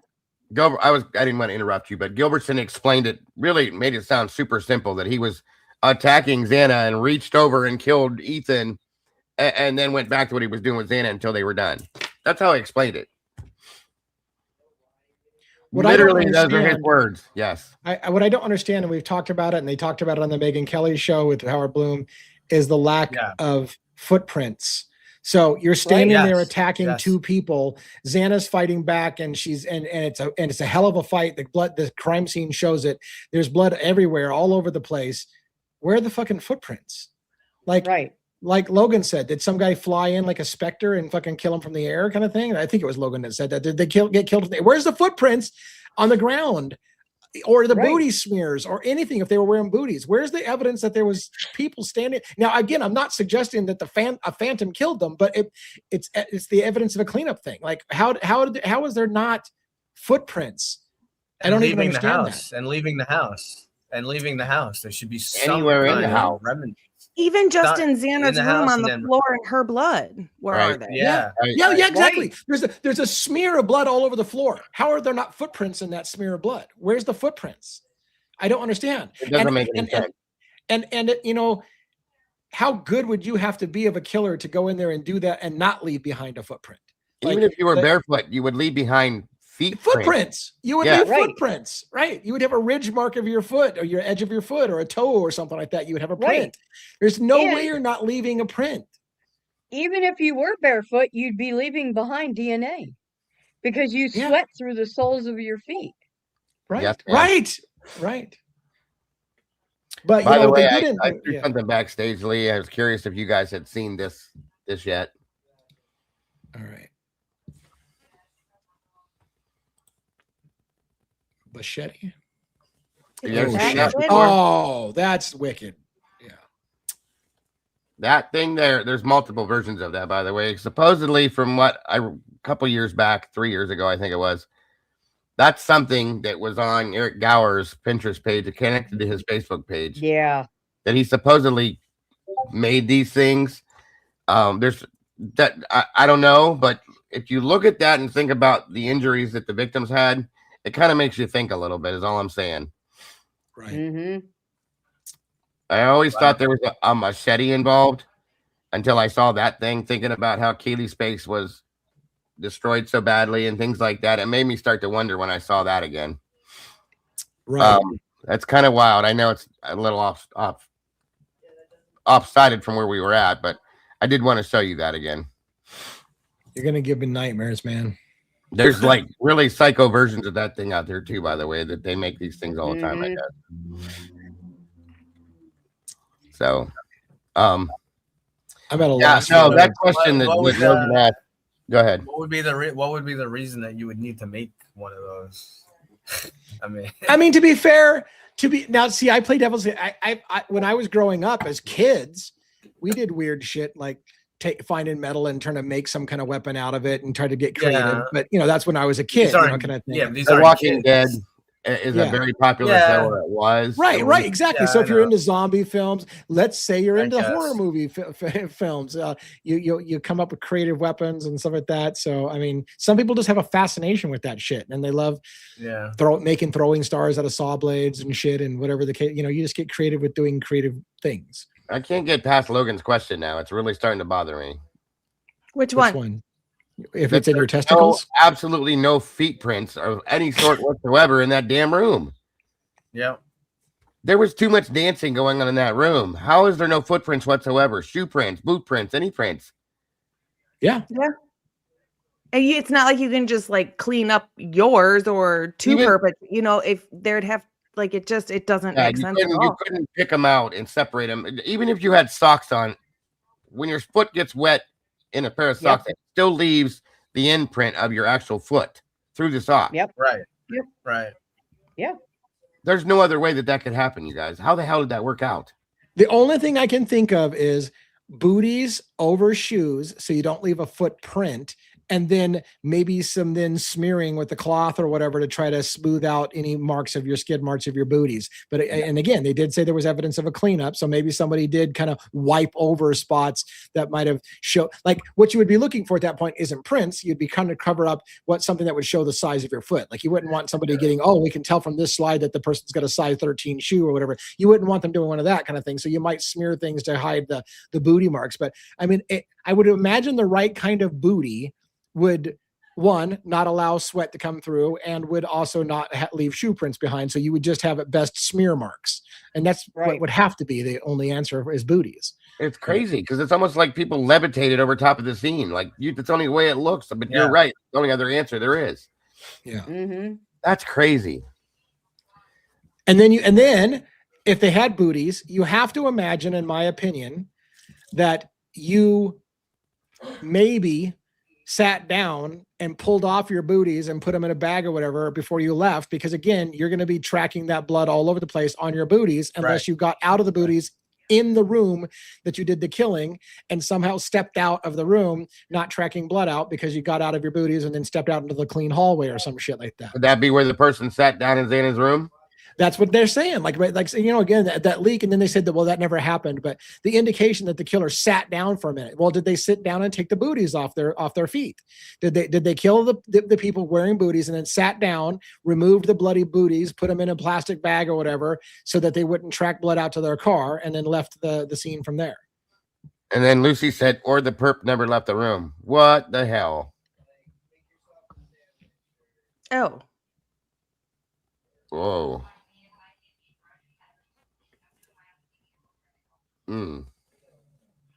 What just happened? I don't even know. I know. How did the perp never left the room? I'm trying to picture in my head how that could happen. That's what I was. Well, I'll tell you my theory. This is a theory people had before. Was that they went out the balcony. They came through they went into the house, but then they exited through the balcony window so that they didn't go back out into the hallway. So if they somehow got out of clothes and over the balcony so that they didn't leave footprints coming out the house. But that's on the third floor though. Yeah, right. That applied mostly to the third floor. Right. Yeah, not Xana and Ethan. Right. And just like Critic in my chat just brought up again that Hunter claims he went in and checked the pulse of Xana and didn't leave footprints either. So right.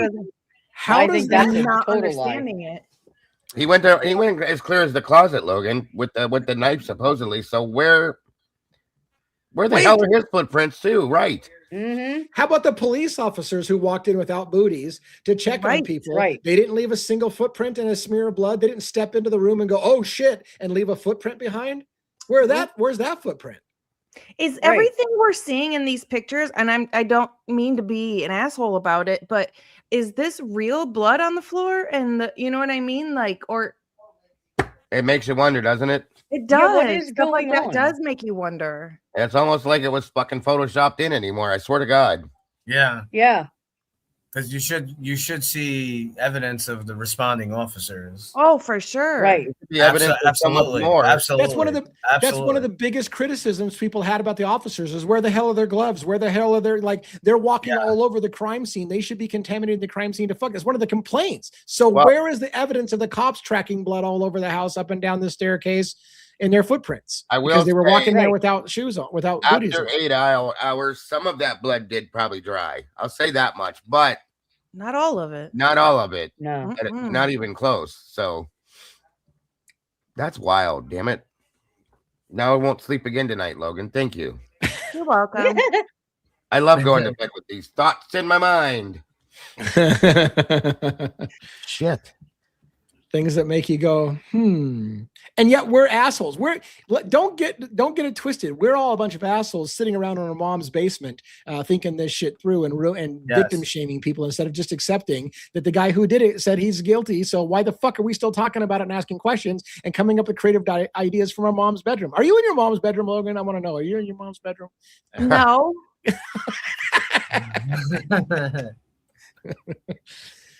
Oh, it was the basement, anyways. By the way, it was the basement. Yeah. The basement.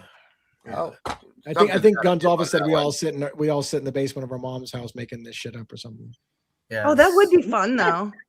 Yeah. Yes. But no. My mom lives in a condo. Can't do it. Yeah. And my mom is no longer on this earth, so I'm definitely not sitting in her basement. There's got to be a logical explanation as to why we don't see footprints in that room. Yeah. Yeah, I just can't think of one. There isn't. I mean, there's got to be, but I can't. No. It doesn't come to the surface. Now, Kaylee and Maddie's room, sure. That I can understand. Well, you just need to wait until they tell you what to think about it, and that'll be it. Right. So they'll tell you how you should believe it happened, and we'll get that from them. Do you guys also know that there were 5 officers that went into Maddie's room before Payne did? The first 5 officers that went into the house. One of them, being Gunderson, even said that he walked to the top of the bed and stood by where Maddie's head would be and still didn't say anything about a knife sheath. Yeah. Mm-hmm. Yes. Just like when, who was it? Here, I'll give you the name. I actually wrote it down today. FBI agent Ed Jacobson. Mm-hmm. He's the one on the 2020 episode that said, we pulled back the comforter and poof, there was the sheath. Now, we all looked at the damn photographs that we just got. Yeah. Right. Teetering on the side of the bed on the opposite side of where they told us it was. Yep. Right. Anybody? Right. And Howard Bloom, I don't think he's saying exactly what it sounds like he's saying, but Howard Bloom on that interview with Megyn Kelly literally said, and what's with the knife sheath? It looks like police placed it there. Did they place it there? That's what he said. It looks like police placed. Howard Bloom said it looks like police placed it there. Now, I think what he's trying to imply is maybe they arranged things to take photos, not implying that they came and planted the knife sheath. But he literally said it looks like the police placed the knife sheath there before taking the photo. So I doubt Howard Bloom's going as far as to say I think the police planted the knife sheath. I'm sure he's believing the knife sheath was there, but maybe they rearranged it for the photo and then took a photo of it. So, but why are they touching stuff before photos are even taken? And they clearly did. If you look at the crime scene photos, they were moving shit around, putting it in the bathroom, stacking it up, taking photos then of stuff that they were moving shit all over that crime scene and taking photos of it after they moved forensics shit. teams in the document even said the cops had moved everything before they got there because the forensic team had to replace the furniture using the blood stains as a guideline 4 days to later. put the stuff back approximately where it had been so that they could take the proper pictures. That's illegal, by the way. So how did they do that? Right. Yeah. And yes, Tandy, I know. Officer Payne found the knife sheath because it was at eye level for him. That's so great. Oh, that's horrible. Yet it makes me giggle. We're going to hell. It's okay. Yeah. We all know that. It did make me wonder, though. I hate to say this. I'm not trying to. I don't want this to come across as victim shaming or not victim shaming, body shaming, because it's a legitimate question. I thought there was like a height requirement and stuff for military and stuff like that. So if he's so short, it always makes me wonder, like, how the hell did he get to be Army paratrooper if he's a short little guy? Like, I thought there was like height requirements and stuff like that. So I thought the same thing. I would imagine that his pack would have been bigger than him. Yeah. I mean, it's a legitimate question. Like, I'm not trying to shame the guy for being short. I was just like, he seems a little on the short side for a soldier, but I don't know. Those packs are huge. I was being dead serious when I said that. It looked like it would be bigger than him. They're huge. So when they jump, like, wow. All right, hold on a second. Now I'm gonna go do some Google foo here. Hold on. Keep talking. Cover me. Google foo. He's doing it live. Pumpkin says that small amounts of blood can dry up in 30 to 60 minutes. Larger puddles can take hours to dry up. There was enough time for blood on the floor to dry up after 9 hours is absolutely enough. Probably in the main run of the room, and it was probably thinned out from the movement of it being spread around. But some of those bigger, thicker puddles. But yeah, how would the perpetrators in there? They're still I can understand like the cops not leaving prints or Hunter not leaving prints. But when it's fresh, they get out of the room. Yeah. I'm still not understanding. Right. Yeah. Well, I mean, unless they somehow or another tiptoed around, I don't know how, but around everything. In some of the areas where it was thicker, though, some of it was still bound to be a little tacky. Payne went in there and he didn't have booties on.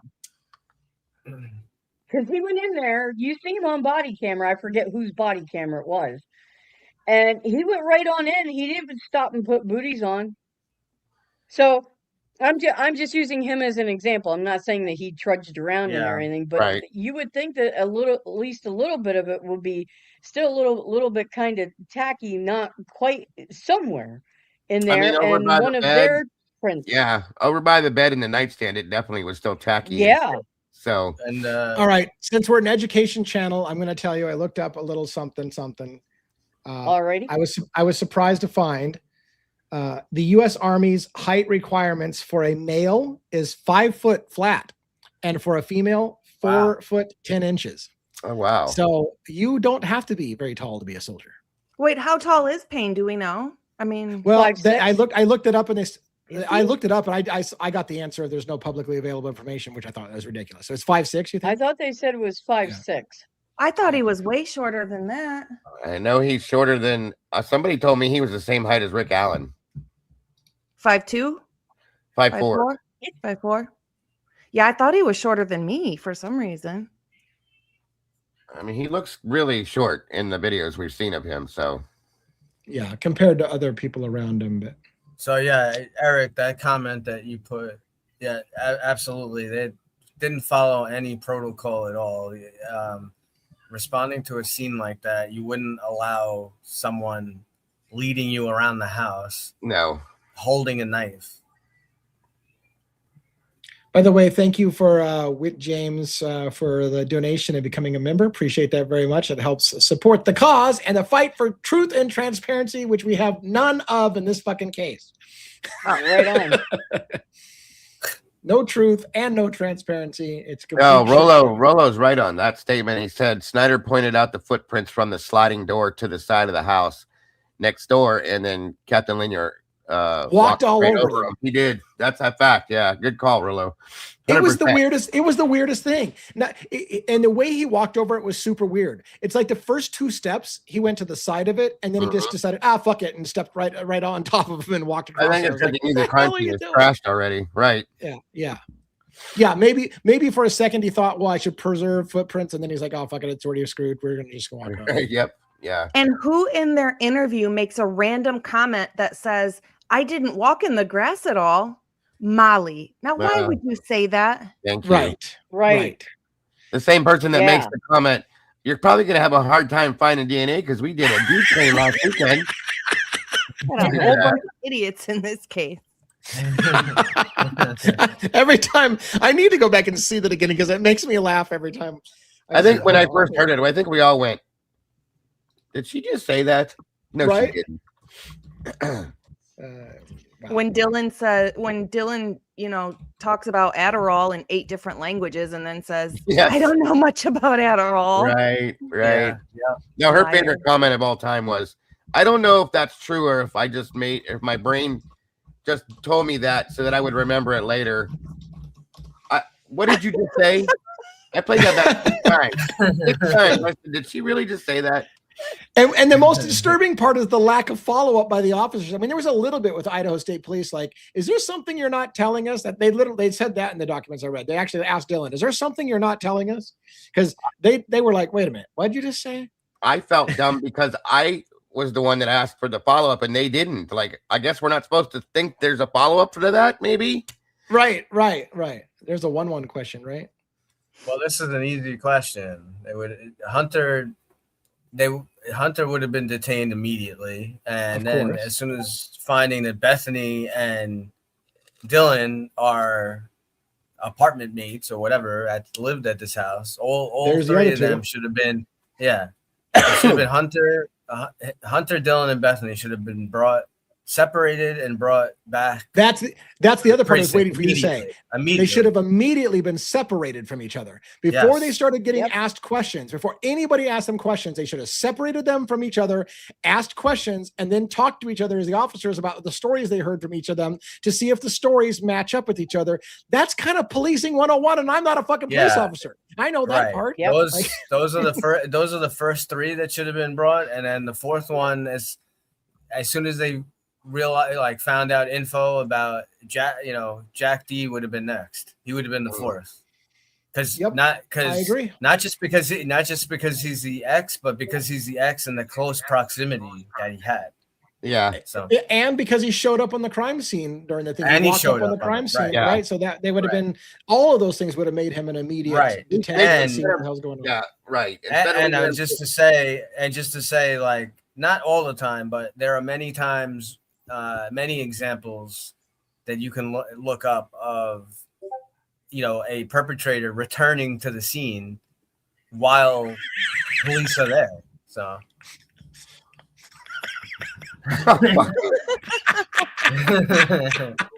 I'm not even shame on you, love another habit. I'm not even gonna read it. I can't read it. That's so good. That is great. Elf on the Sheath.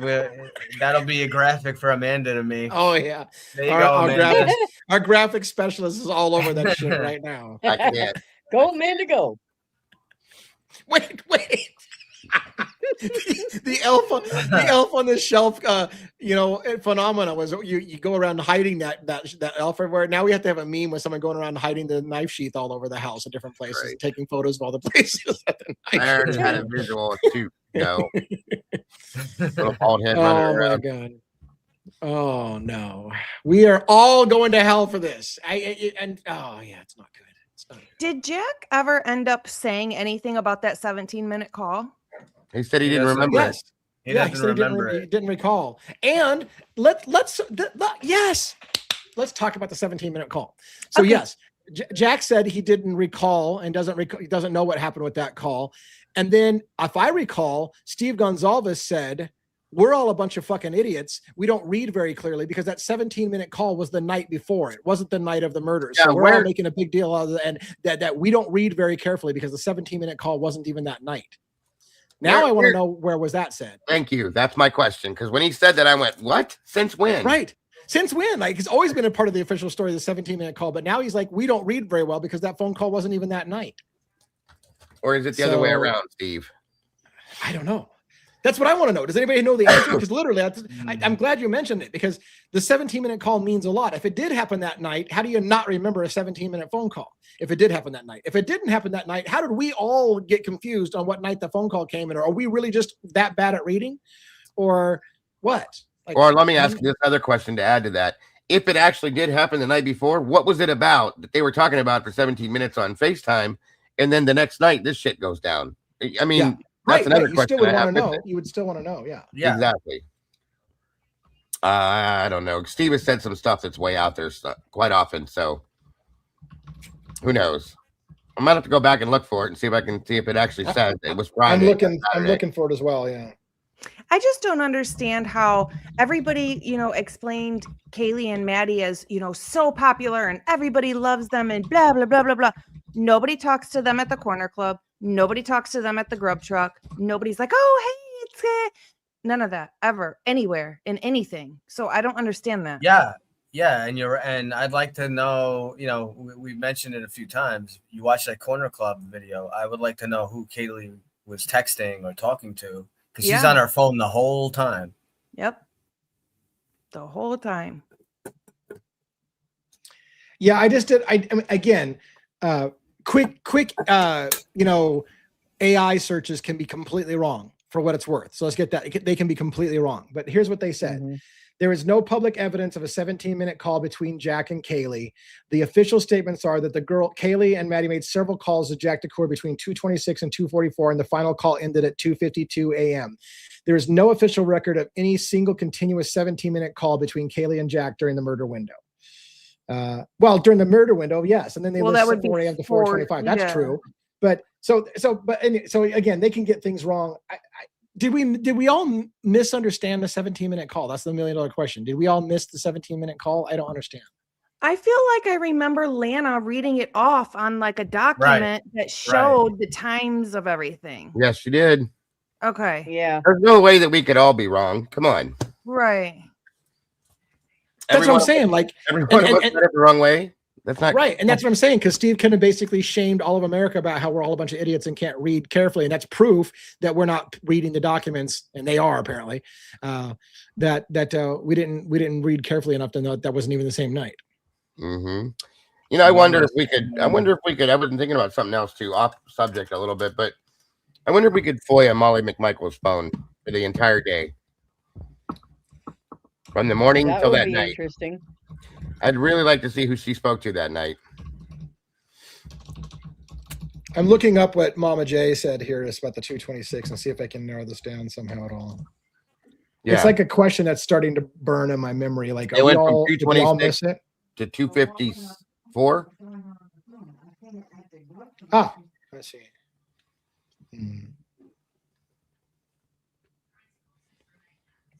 Oh, hold on. No, never mind. I thought I had something. Yeah, they did say they didn't read the documents. That's a good point. So according to this, the call started at 2:26 and ended around 2:52 or 2:44, and that the confusion is that the series of calls is sometimes confused as being one long 17-minute call when it's the gap up between the calls. But it's the math doesn't add up on the gap between the calls either. But that's not what they told us. No, it was a phone call aside from the back-to-back calls. Yeah, I agree. And so the first call was 2:26, the last was 2:52. That's 26 minutes. So there's not a 17-minute gap there. There's a 26. No, it was next to. It was along with. Yeah. Now they're trying to cover that up too. Yeah, everything. I mean, again, I think AI works against us as well. And they're like, there's no evidence of any 17-minute continuous call. So where did we all get that idea? I don't know, but I'll find it. We all created it all together in separate lives. We all created it. Yeah. Yep. Oh, it's the Mandela effect. That'll be for another show. We should talk about the Mandela effect. Oh my gosh. You know how much into this? Don't say that out loud because they'll try to use it against us. I know. I'm looking for the chat to see if anybody has, because a lot of times our chat is all over it. I'm waiting for Amanda to pull it out. Amanda seems to have the fucking documents like now by the back of her hand. I'm waiting for her to say, "Oh yeah, here's the actual document, case number, whatever, blah blah blah." On this date, where it says she's pretty damn says good. it's on an interview. Jack D says it in an interview. Oh yeah, maybe he was asked about. He was asked about the call. Remember that? I vaguely that's right. That is I think it was in one of his interviews. All right, panelists. Who Fiji's question for the panelists? Who thinks Kaylee was a CI or was the CI? Do you guys have feelings about it? I don't. Dago, Robin. Yeah, I think she was. That's me personally.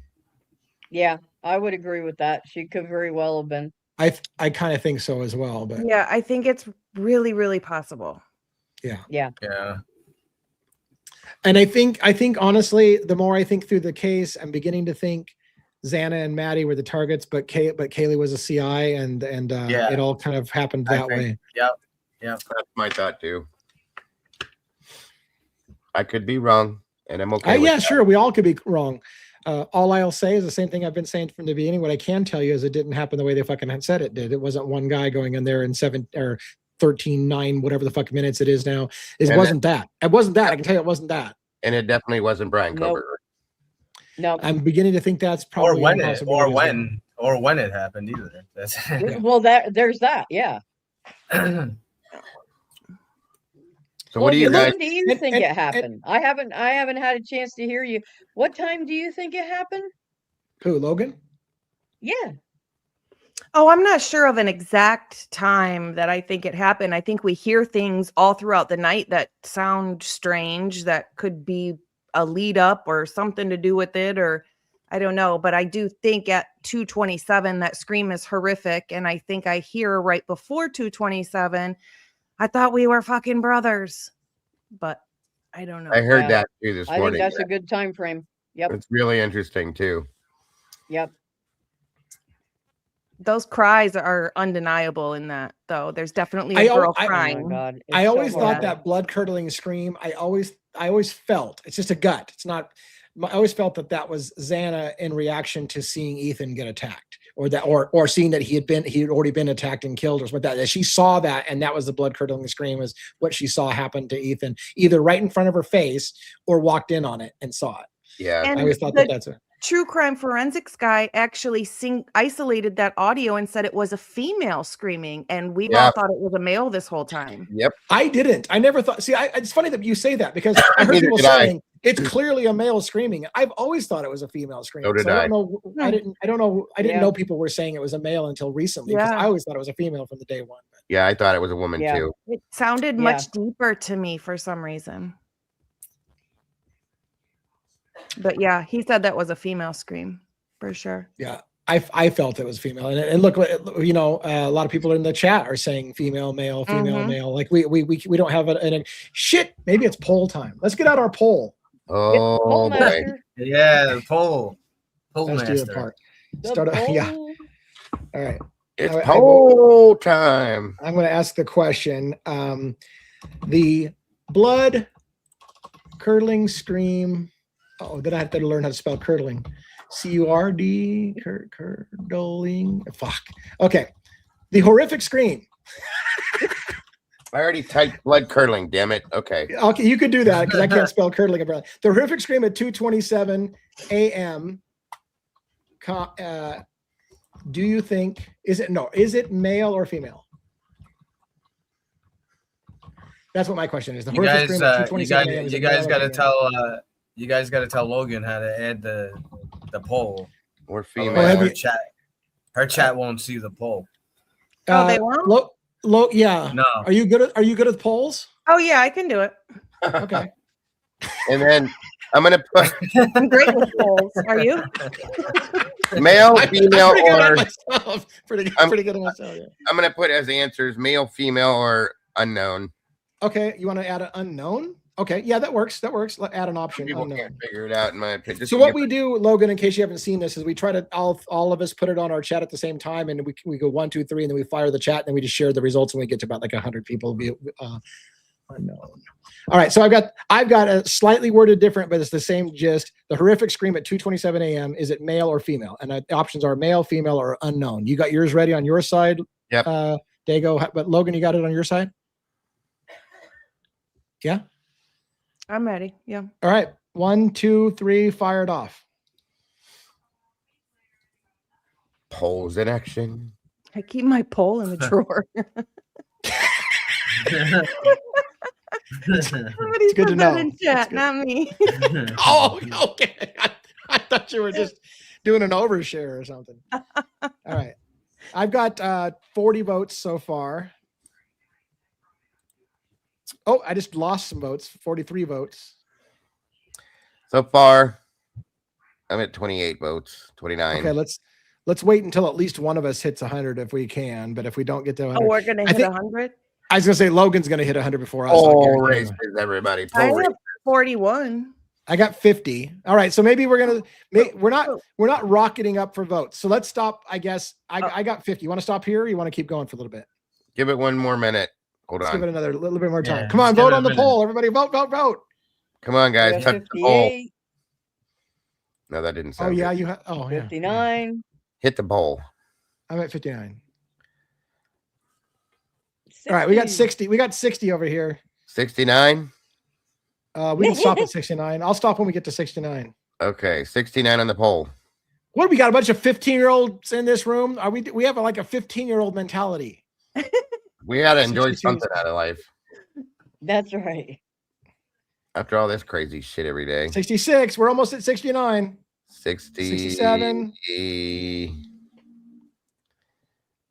All right. Come Who's on, gonna people, hit- you can do it. Who's gonna hit 69 first? Come Hit on. the poll, y'all. I think we're stalling out. Nobody wants to do 69 tonight. Are you guys backing away? Don't back away from the poll. All right. Are we going to call it? Because I can't seem to get over the hump to Yes. 69. All right. Let's All do right. it. Call it. Just there's There we 69. go. We did it. We did it. I literally did just hit 69. Okay. Come on, you guys.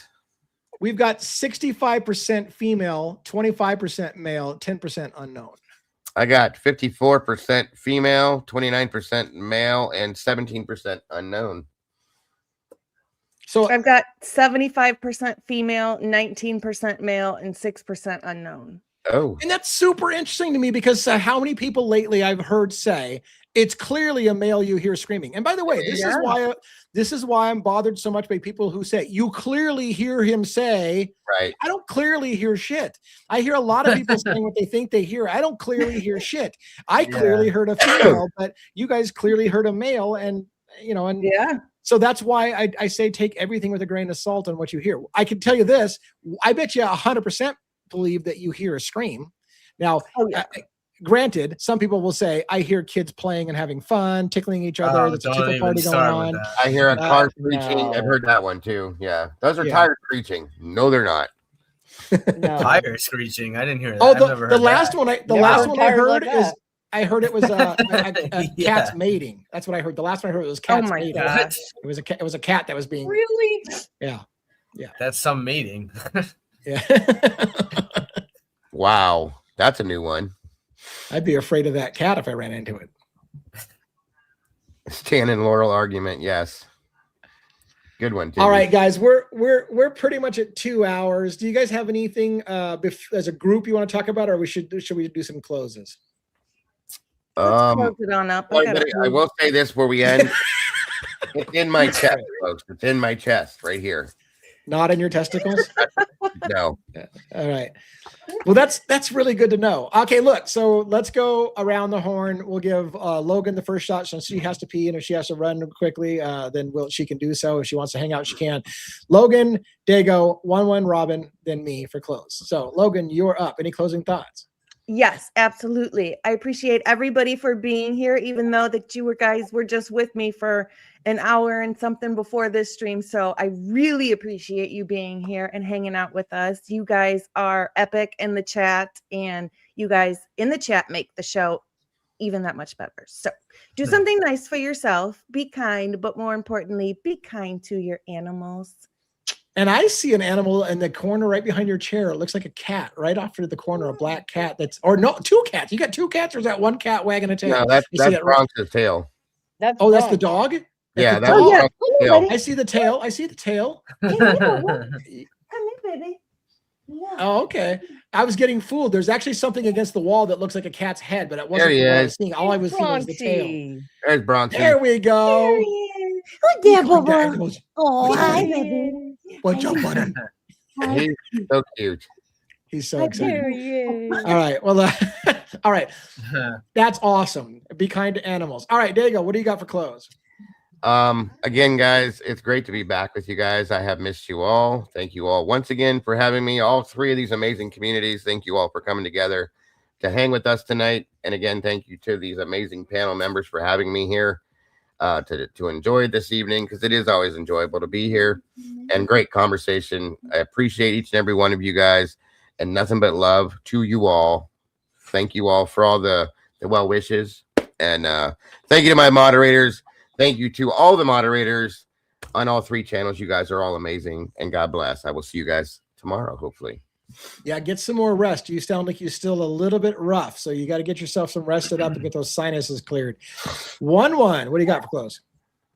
Thanks everyone for coming. Meatballs, Denizens, Logan's crew, obviously Logan, Dago, Lee, Robin.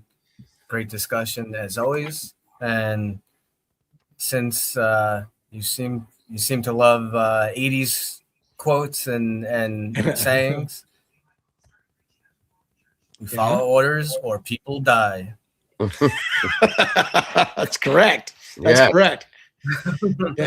And that was just another one that's coming. Am I the only one that believes in a goddamn rule anymore, or whatever? I can't remember the guy first, but. All right, what do you got, Robin? Well, thank you once again for each and every one of you for coming out, and thanks to all of you people who are on the replay crew. We appreciate that so much. Last gift I saw of the night was Mama J, so thank you very much for that gift. Thank you to all of you on all the channels. Any gifts that were given tonight, thank you. We all appreciate that very much. And looking forward to tomorrow night again, and hope everyone has a wonderful day until then.